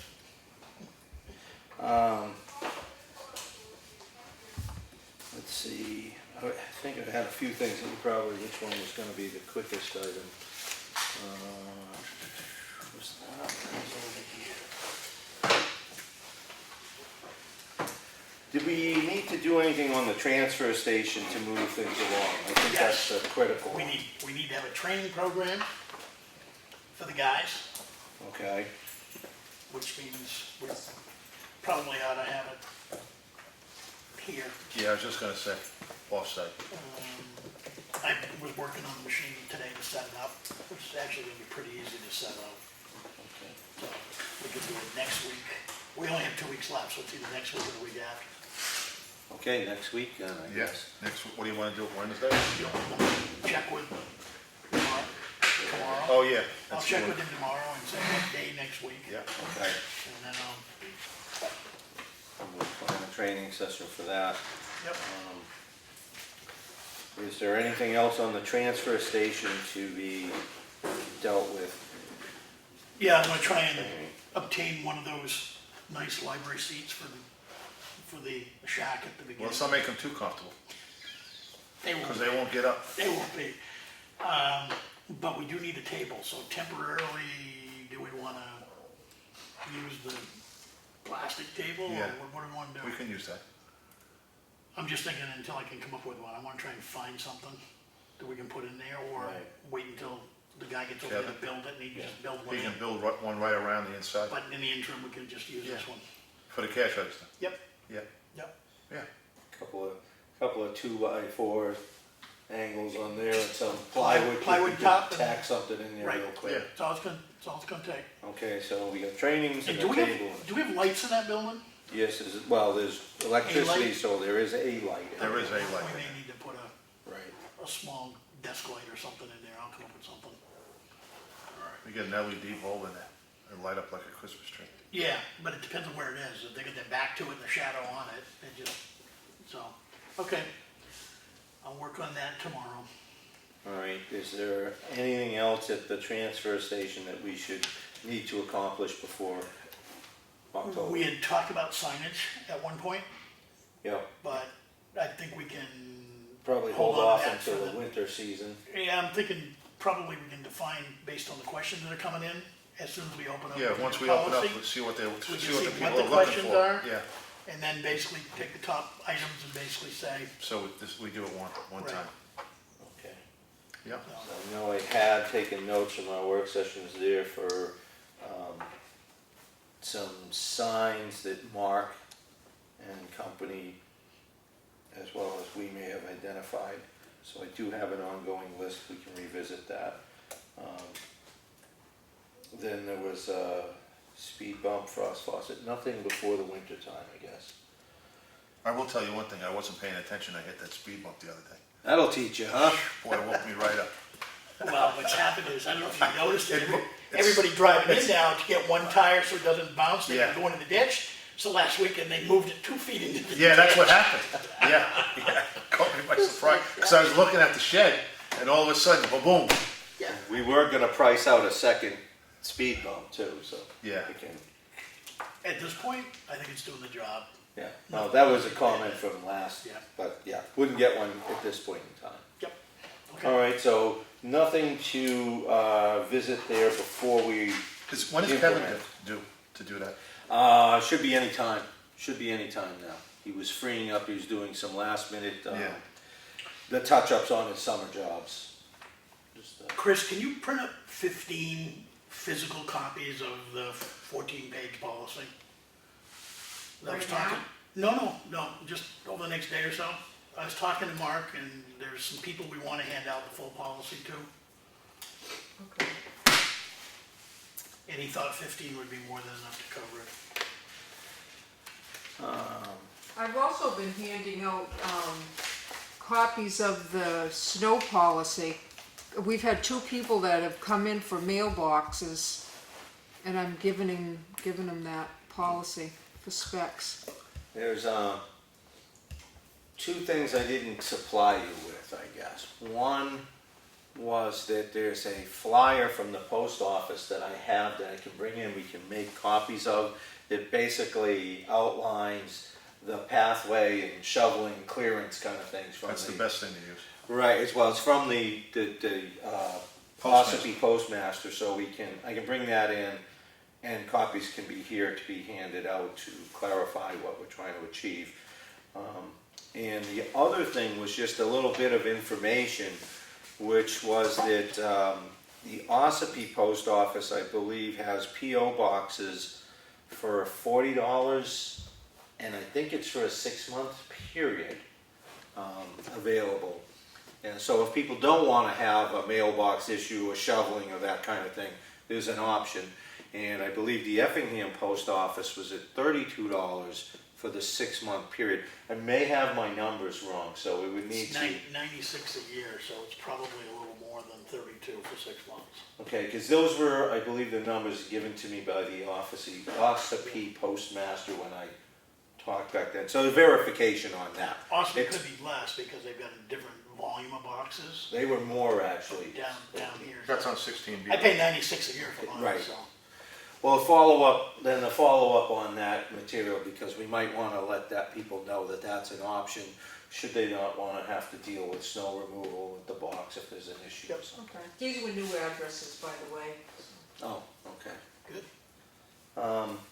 One of the things then, if we're going to move on from the transfer station at this point, because we'll pick that up again later, is this is something that was a discussion point with when Mr. Espy was on the board, and we had discussed personnel policy, and one of the things that was the big item was earned time, vacation time to be incorporated for our employees. Just thought we want to revisit that and see if we're on board with all of that, how we'd like to do that. I would figure that there's 2,080 hours in a 40-hour work week to get yourself 2 weeks a year. So if we use that and just scaled it to earn time in that rate. Earn your vacation Right. and sick time by a month. Well, we weren't offering part-time employees sick time, but vacation time is where I had left off. I don't know if we're expanding that to sick time but that's the discussion. Are we looking to do something here for employee retention, a little appreciation? We don't pay a tremendous amount of money typically. Oh, you're right, okay, part-timers, we haven't done that. Yeah, and actually we modified that down because it was excessive at the full-time employee rate, so we changed that earlier in the year. So when we made the change for non-accrual up to the 90-day, whatever it was. Right. Did we change anything else? No.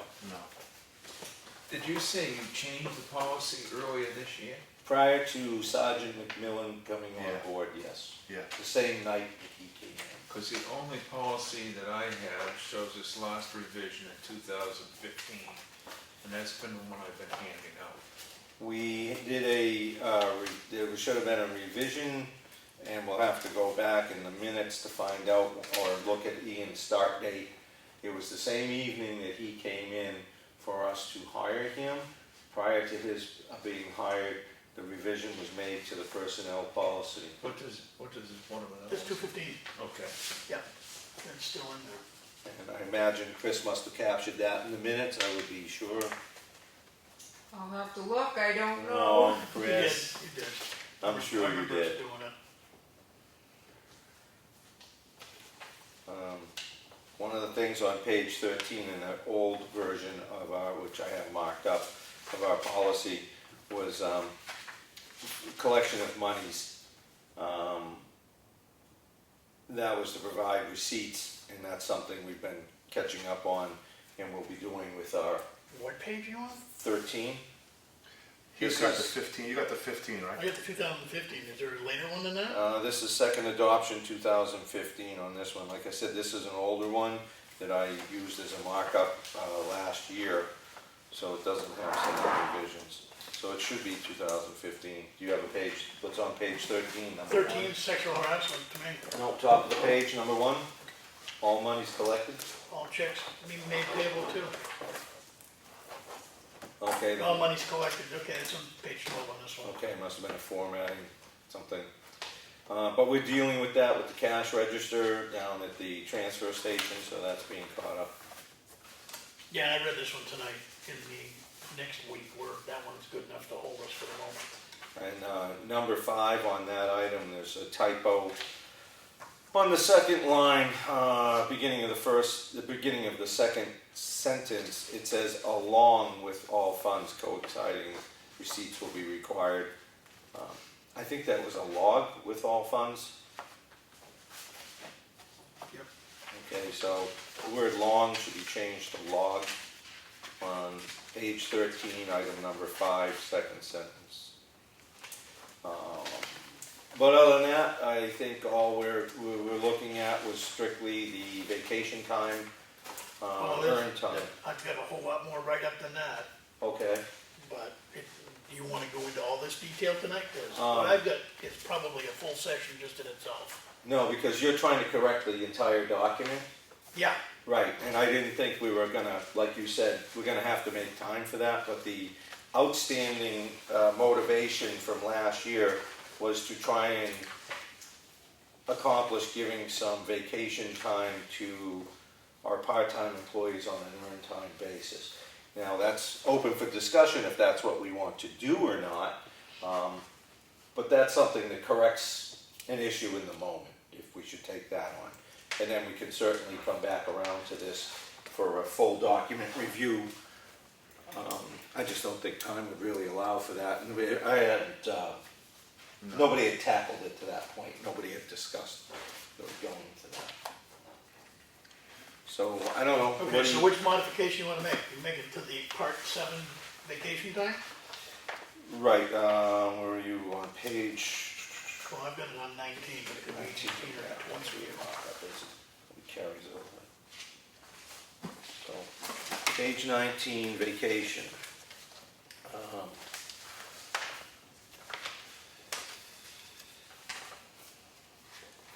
So I think what we'd have to do is add in a new paragraph giving vacation time on an earned time basis to part-time employees. So at this point, You want to keep the same schedule that's in here?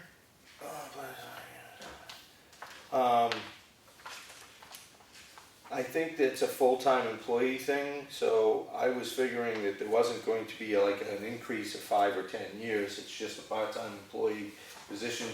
Essentially, if you work 30 hours a week, 52 weeks of the year, you would be earning 7.5 days of vacation, and that would be the cap.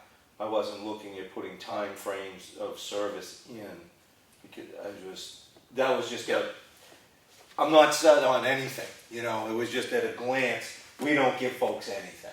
And I think there's some other areas in the municipality that are getting vacation times, and some people are not.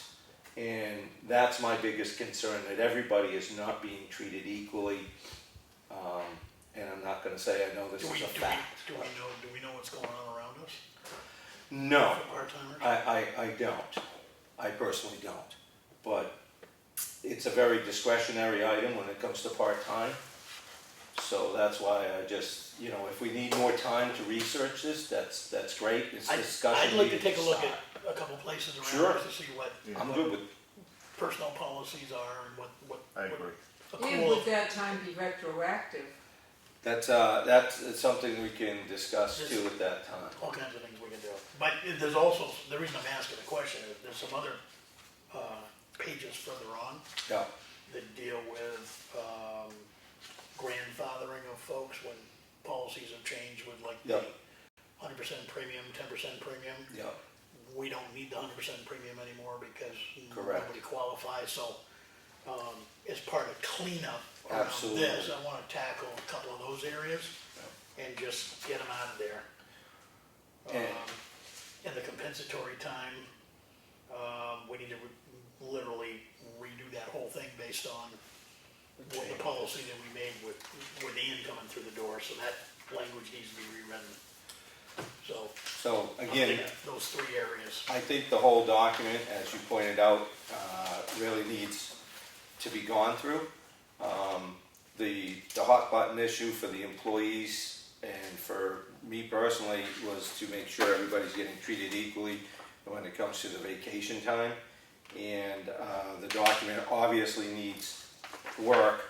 So that's why I wanted to get it in front of everybody for a work session item to agree that we need to start this conversation and move this forward as the. Yeah, I wanna get some stuff from neighboring towns. Yep. Because when you start doing part-time, you open up a can of worms. Well, I wanna see what people are Yeah. doing.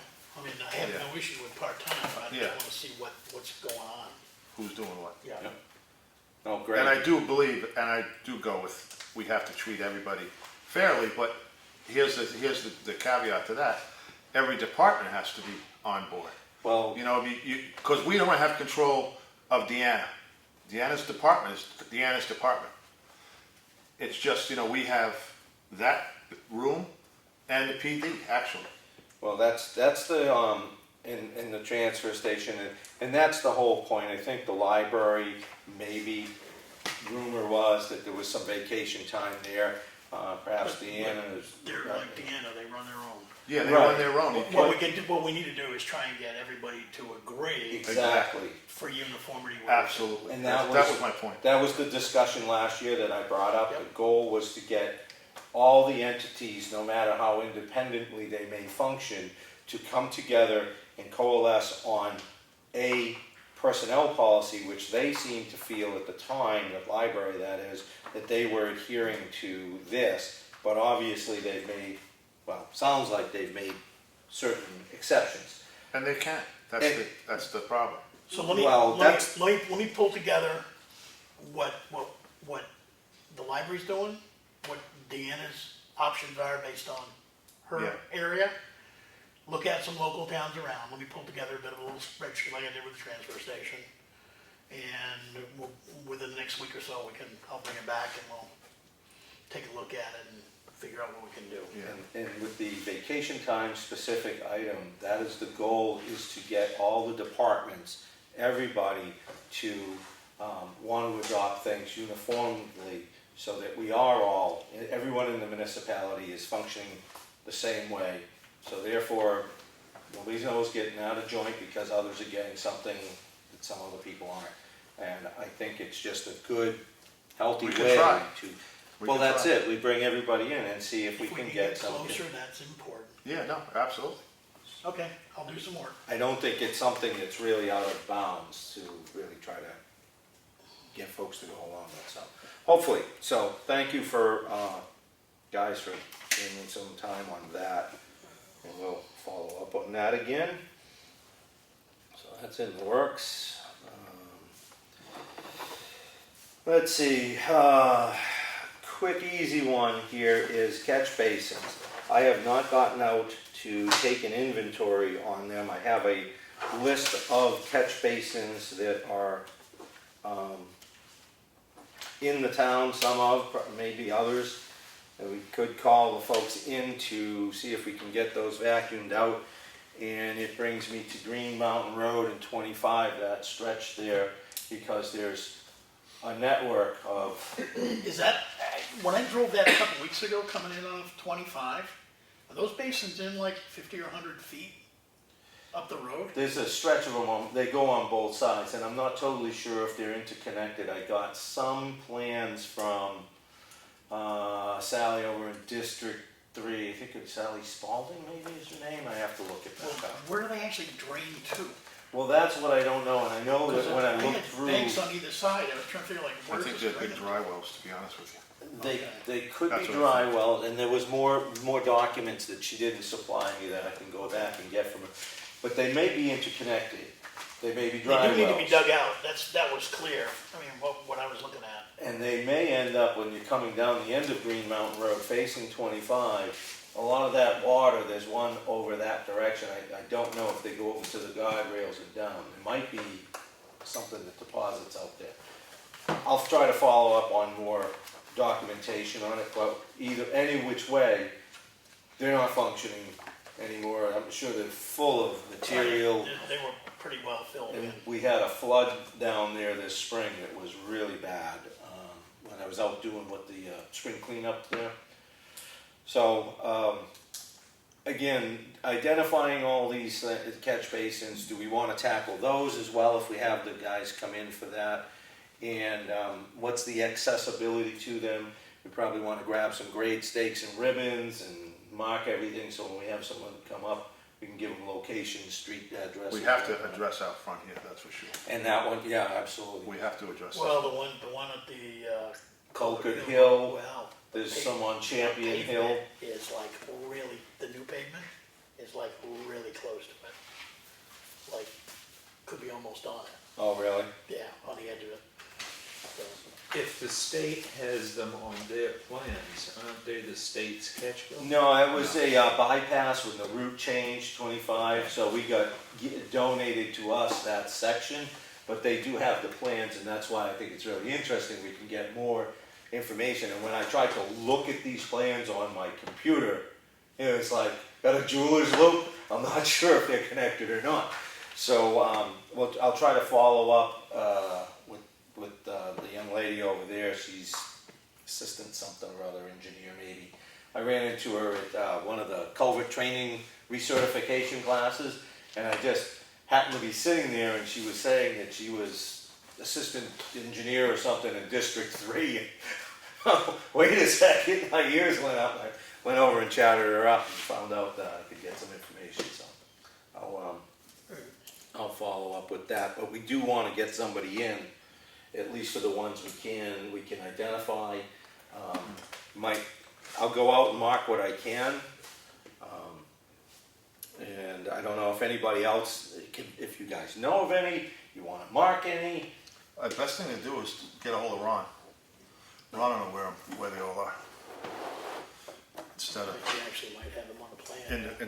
instead of inventing the wheel. Well, I know where a lot of them are, well, some of them are, but yeah, I'll reach out to Ron and see where Mr. Evans has for stuff, has for locations. Let's see, those are catch basins, all right. So we do want that done. Okay. I would say the ambulance update, we don't need to get into because everybody got the spreadsheets. What I'm gonna do is, Dan gave you an updated spreadsheet. You're gonna make changes in this? There's some changes that need to be made to the numbers with additions, so I'm gonna do that. I'll delete the ones that we agreed in the meeting last night, didn't meet the RFP specs. Just take them right off the spreadsheet so we don't have to look at them. I also will pull together a document with some, I'm gonna call it a standard question set that we can ask the final two vendor candidates, basically gathering information to validate what they do and how they do it. And I'm also gonna ask a couple of specific questions if our current vendor is one of the ones that ends up as the final two. I've got some specific questions I want to ask that vendor relative to some of our contractual obligations that may not have been met. Randy's pulling together for me a list of the violations of the contract over the last several months. I told him don't go back into last year, we've got enough just this year, so.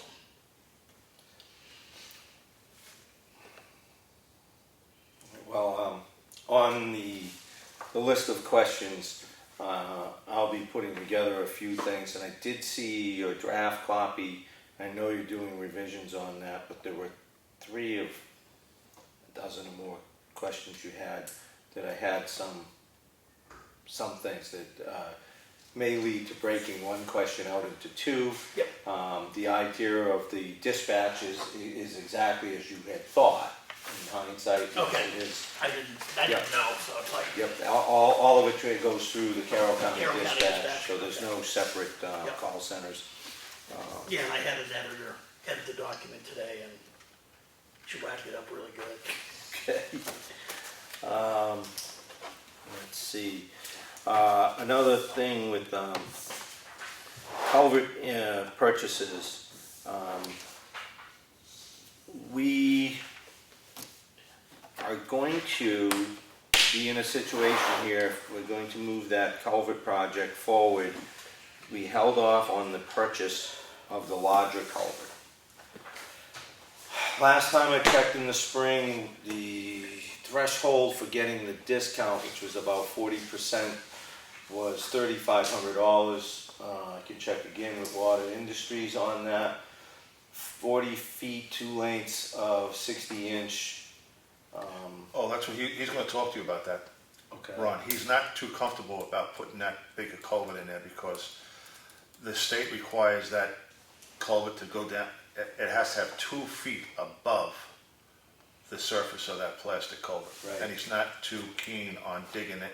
I don't think there's Down. 2 feet over the one that's there. Yeah, well, yeah. Well, I did talk to him earlier. I can talk to him again if he still has an issue with that. And he does as of this afternoon. Well, okay, I'll talk with him because the engineers put forward that it's to be embedded in the ground because you're oversizing by 6 inches, so there's considerable more volume that goes through there. Even by embedding it, you're going to have more flow. And when you fluff up with a regrind and you add your asphalt, it looked to be that we were going to get the 2 feet. One of Ron's questions and concerns that he posed to me was the outer diameter he felt was going to be significantly larger than what I found out to be. It's 66 and some odd inches on the 60-inch culvert because the ribs, the yeah. OD. Yeah. So I think he was planning for it to be more than 70 inches. So I'll reach out and get some clarification with Ron. I also have the. So what's the cost of that pipe, do you know?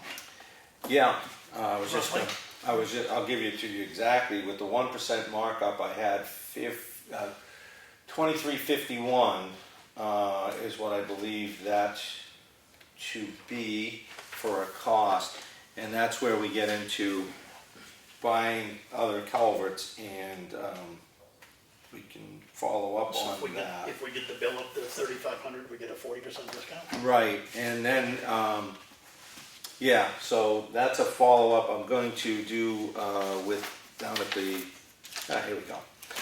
Down at the transfer station, I have the original invoice from May, and I can go down and see what has been used so far and see what we're likely to need. So if we wanted to resupply some of the common sizes to get the discount, because the discount was running about 40% on average with the culverts, but an HDPE 60-inch unperforated is $58.20 a foot. The other thing here is Ron wants this to go sooner than later. I told him I'd call him after this meeting either tonight or in the morning to update, because the delivery is about 10 days. They're saying 10 days. In the past, they used to say it was a week. I'd get them in 3 days. But I think right now it's something to do with getting drivers to actually, everybody's in a crunch. There's something going on. I won't elaborate. So they like a little more lead time. It doesn't mean this time of year we may get a culvert in 3 days, because it's not probably the demand that was out there earlier in the spring to get culverts and get the DPWs working. Do we know what we're gonna need for culverts next year on? The big question is, do we have money to buy it? Well, That's the big If question. we get 3,500, we get a 40% discount? That's Less than just buying the 2 well, culverts. it would be essentially, you got to target 3,500 in your whole package, and I think So is that I don't know. 7,000 down to That's- 3,500? That's what I'm gonna clarify with Okay. Water Industries is too, what's that work out to be? Do you have to have $5,000 order to make it 3,500 and get the discount? Or do you get 3,500 on these prices and you get the discount? So how are they doing the math? So I'll follow up with Water And I Industries. would wanna have Brian follow up on the money issue. It doesn't matter what the discount is, if we don't have the money to buy it, you ain't getting it. And that's, And I don't mean it that way, but it's just, I'm with you. it's dollars and cents I right understand. now. so, that's another follow-up with Deanna to those three, checking, 3 accounts that her office proliferates those funds, and, I'm sure you're keeping up with making sure those get shifted. We haven't shifted them yet, they're there. Okay. There's about, when we looked at them tonight, there's about 50, was it 50,000? 25. Huh? 25. 25? Yeah. And you got about 450,000 Well, in a regular checking account. there was, a week or so ago when I looked, there was 44 plus 9,600 came in, so there would be at least 53, 54 in there a week ago. Look at the And balance. I can Look bring at the the balance. numbers up That's right all now. right. All I need to know is, did some funds get shifted? Because that would have been the treasurer shifting them. We did not. Because you and I looked at them. To the best of my knowledge, there's no funds shifted. Okay, because then those should be, it would have had to have got moved over, or that number would have to be over 50. Because you and I and Deanna, we all separately, collectively looked at those accounts. I can go look at the numbers right now. Okay, And well, I can tell you if there's been a shift. yeah, Cool. okay. Thank you. In August, there was about a $90,000 transfer. Yeah, and that's cycles from this time of year. We do it a little more often because of the tax situation. The other thing that needs to get followed up on is when the school payment increased, because I think it did increase, like for June or something. We have a big 538,000 payment if that was a standalone payment, not like something tagged on to other funds that were. So just want to check with Brian to make sure when that hit, because I don't think our tax revenues anticipated that, if that were the case. What happens is that amount that you pay to the school changes every month depending upon what the state is paying to the school on what months. And I can put that shit into you. Because this month was only, I think, $16,000. But next month's 179 and some change, 180,000 for the next 3 months. Mm-hmm. That there's a sheet that we get every year. Yeah. Okay, yeah, I'll take So that. that off. one payment was a required payment for that month. Yeah, and there was one for $8,000 too, right? Yeah. Yeah. A required payment. We'll have to look at that. Okay. So I'll follow up with Mr. Evans and Water Industries on minimum for the discount.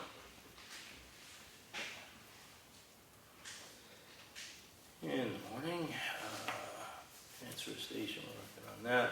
Personnel policy, we're working on that.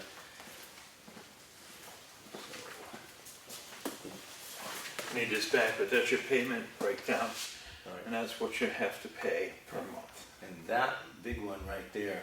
And this one wasn't small.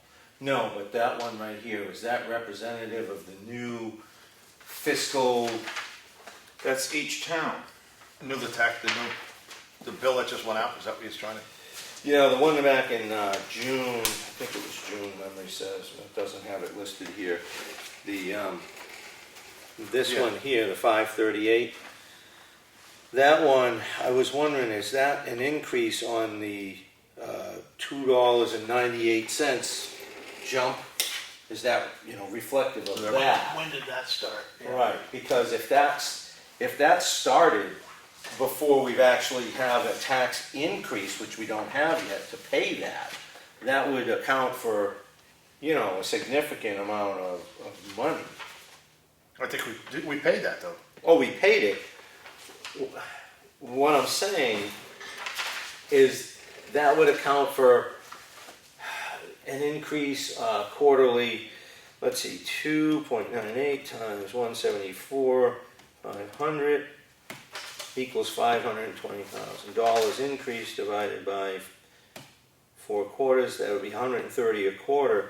So if that came in June and we were doing 3 quarters, that has the potential to be $390,000 that we haven't, this DRA may not have saw that coming in the sense. We're not getting an upgraded tax bill yet for that. We're trying to make it through the year without getting those revenues. But I think that what I see is that payment schedule is 179, right? Or 170 something? Yeah. Yeah.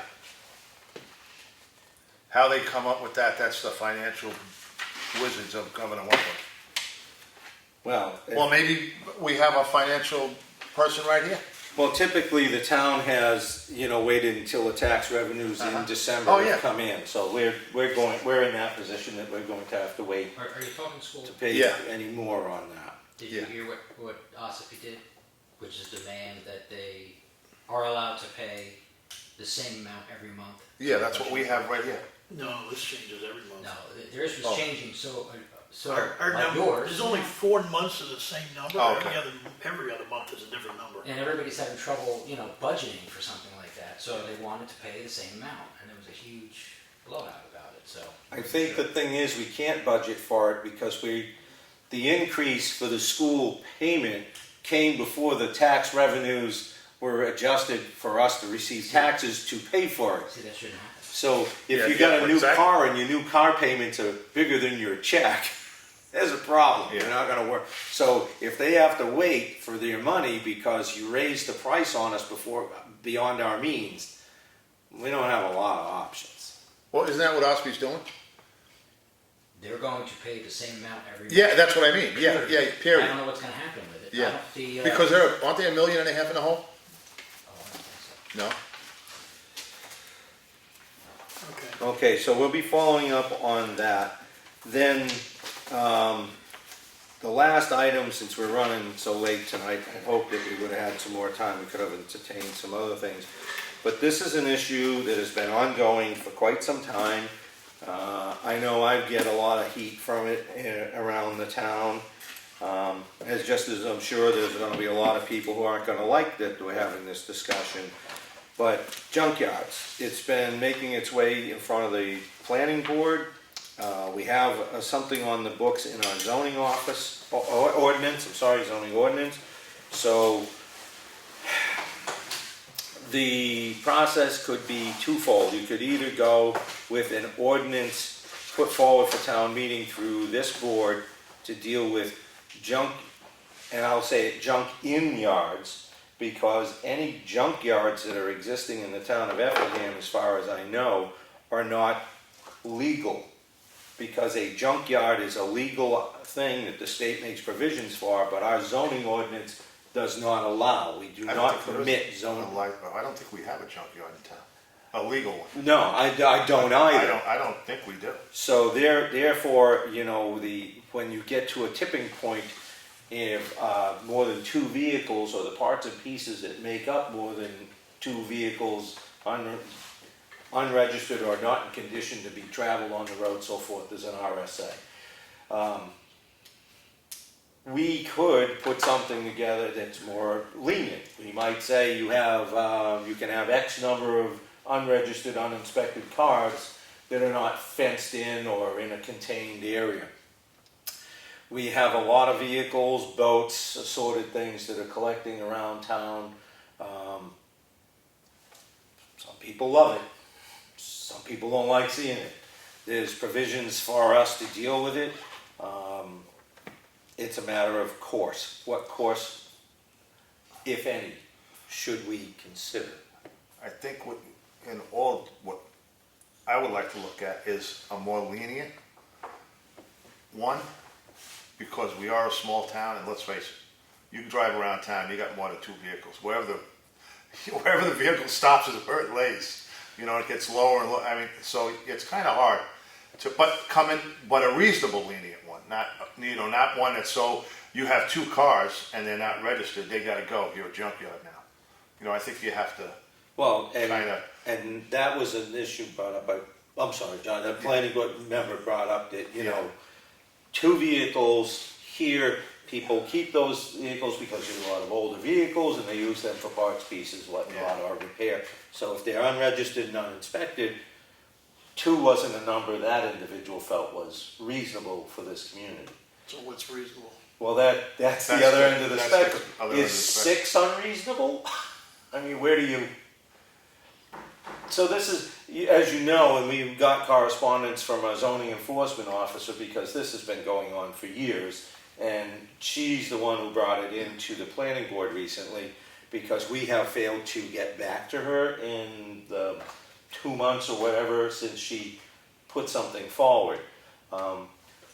When she addressed us before, since a junkyard is not permitted in the town of Effingham, when you have the state's definition of a junkyard, you've got enough junk in your yard that she was looking at saying it's a non-permitted and non-permitted use that you've got going on here. That was one way to tackle it, and she put in a request for us to kind of address the way to go about it if we chose to go that way. And she put some kind of questions for us to answer, some parameters for us to expand on. So I think we might need to look at that to see if we want to do that, and then. But it's a non-permitted use, so we don't allow it. But then you get into the very restricted. What constitutes a junkyard? 2 vehicles or more, I believe. Okay, so registered. what I would look into is surrounding towns. What is their junkyard ordinance? I think Freedom might have 2. What, Ossipee must have one. We have one at Brookfield. And you have one in Brookfield? I'm sorry. Okay. That's so- all right, Ed. No. How many vehicles is it, Ed, do you know? Nothing to do with vehicles. I'm on the planning Okay. board, so I know this. Okay. It all has to do with if you're a junkyard is when you collect cars and then you have people come in and take parts off and you sell and there's a Right. business. Right. So if it's not a business and somebody is just, I mean, you can't have a vehicle that's leaking fuel all over the place, but you can collect cars, but if you're gonna have somebody come in and sell it, then that's a junkyard. Yeah, that's like a Rickers, you know. Yep. Yeah, But what about multiple unregistered? You got 10 piles of rust. Are you asking my opinion or asking me? Well, I'm asking you if that's addressed in Brookfield. It's not addressed in Brookfield, and I don't believe it will be. Okay. Okay. All right, so I guess we'll probably need to get the correspondence that was put to us by the zoning enforcement officer and follow up on just what we would like to direct her to do, what we would like to do, if anything. The motor vehicle recycling yards, junkyards are RSA 236-12 is part of the definitions, but you'll find most of it in there. It's just far as what the state labels these things as. And that was my question is, do we want to do anything? Do we want to follow up? So if you get some time. I'll see if I can do a couple of Google searches and see if I can come up with what's going on around us. Okay. I'll look at a couple of the town websites and see if they get any policies sticking out. Because I'm sure this is a no-win situation. Whatever we do is going to It's gonna be something. wrong. If we don't do anything or we do something, Yeah, it's gonna be wrong. It'll be There's no. Yep. There's no happy ground. Yeah, no. It's just be fair with everybody, and you know, Well, that's. I've got the numbers. Okay. There are 4 accounts that we have at the Citizens Bank. And I don't know which one, I know which one is, I don't know the other 3. But you have one that's for the credit cards, you have one that's for state registration, you have the regular checking account, and I can't remember what the other one's for. The checking account is our funds. We don't need to know about that. I was just curious about the other 3. But you've got 26,717 in one. You got 6,307.66 in one. You got 17,663 in one. So that's 49. It's 50. Yeah, so, well, In your checking account, you got four, We don't have to we know don't that. need that one. We don't need that. But that but stands to, you asked about deposits and when deposits were made. was a deposit made. The last set of deposits was on 9/11. Okay. There were 3 deposits. One was $428, and I believe that was a selectman's deposit for the money that comes in for, we get checks from, Right. use. Transfer station. Transfer station, Transfer just revenue, station. yeah, right. The other two, I'm not sure which is which. One is motor vehicle excise tax, and the other one is property tax. That was one was 5,529, and the other one was 7,811. I suspect the 7,811 was excise cars because you got more of those coming in now than property. And the last time that we had this discussion and I was in here, part of the number that was accumulating to be over 50,000 was a $5,000 cash payment on property tax. So some of that money has shifted. If need Well, be. it hasn't shifted. It was deposited directly in to the checking account. Oh, it was deposited, okay, because Deanna had received it and I didn't know it went directly in. It goes directly into, that's where her deposits always go, with the exception of the credit card, what's owed to state, and the other one, which I can't. Well, yeah. I'll think of it in a few minutes, but. There's 3 of them in her office that aren't the state though. They're municipal revenue stream. It's over the counter, online credit card and Yes. motor vehicle account. But those are not the state, those are our revenues. Well, part of the motor vehicle is the state's. We collect money for the state also because you collect the state charge for the plate.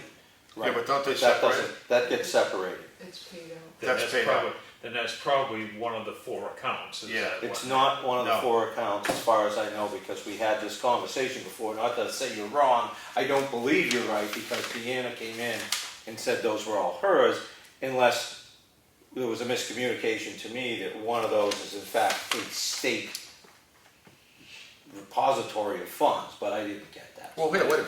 You know what that, you reconcile. So what, I just told you what it was. okay. Say it again, please.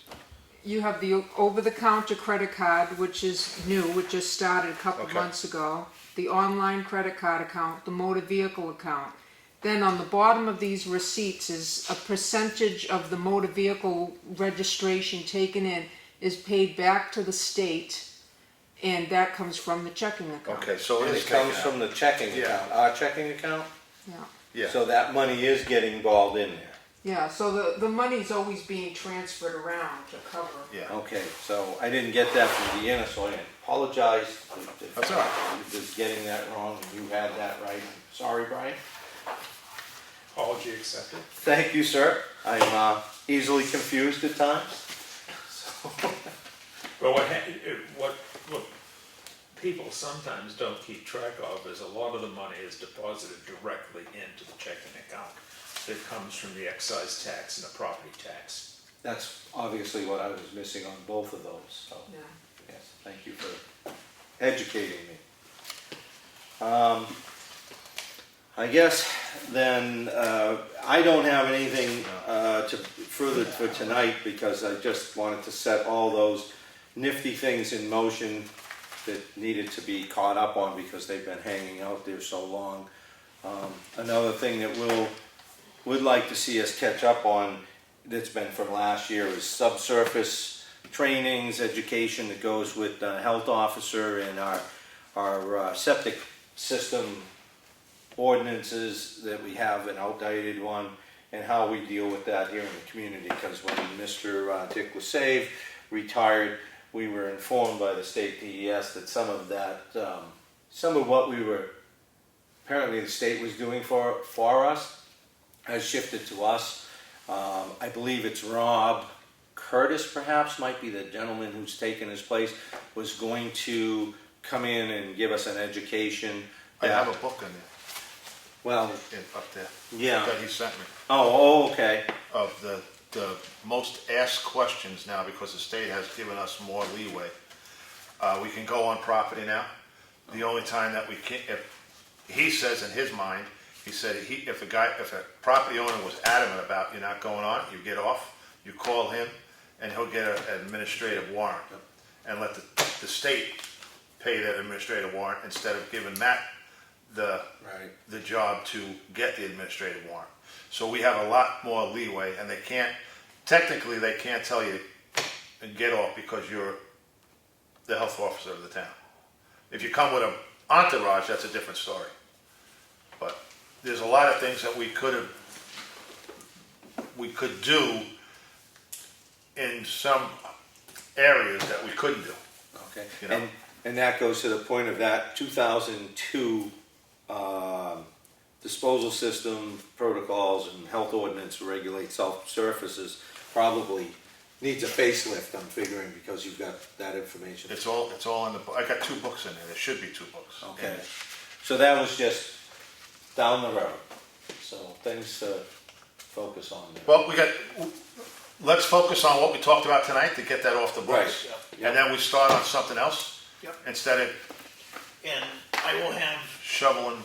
for the school policy, with the edits. Oh, 2 yeah, weeks for the, ago, I was gonna try and get them for tonight, I didn't get them for tonight. Dave, provided additional edits, and he's comfortable with those edits. Once they go in, we're ready to sign that policy. okay, So I'll have that for next week. perfect. School policy for next week. All right, Awesome. guess that's that. I'll fill out the form where I made a mistake for non-public. I make a motion to adjourn. Second. All in favor? Aye.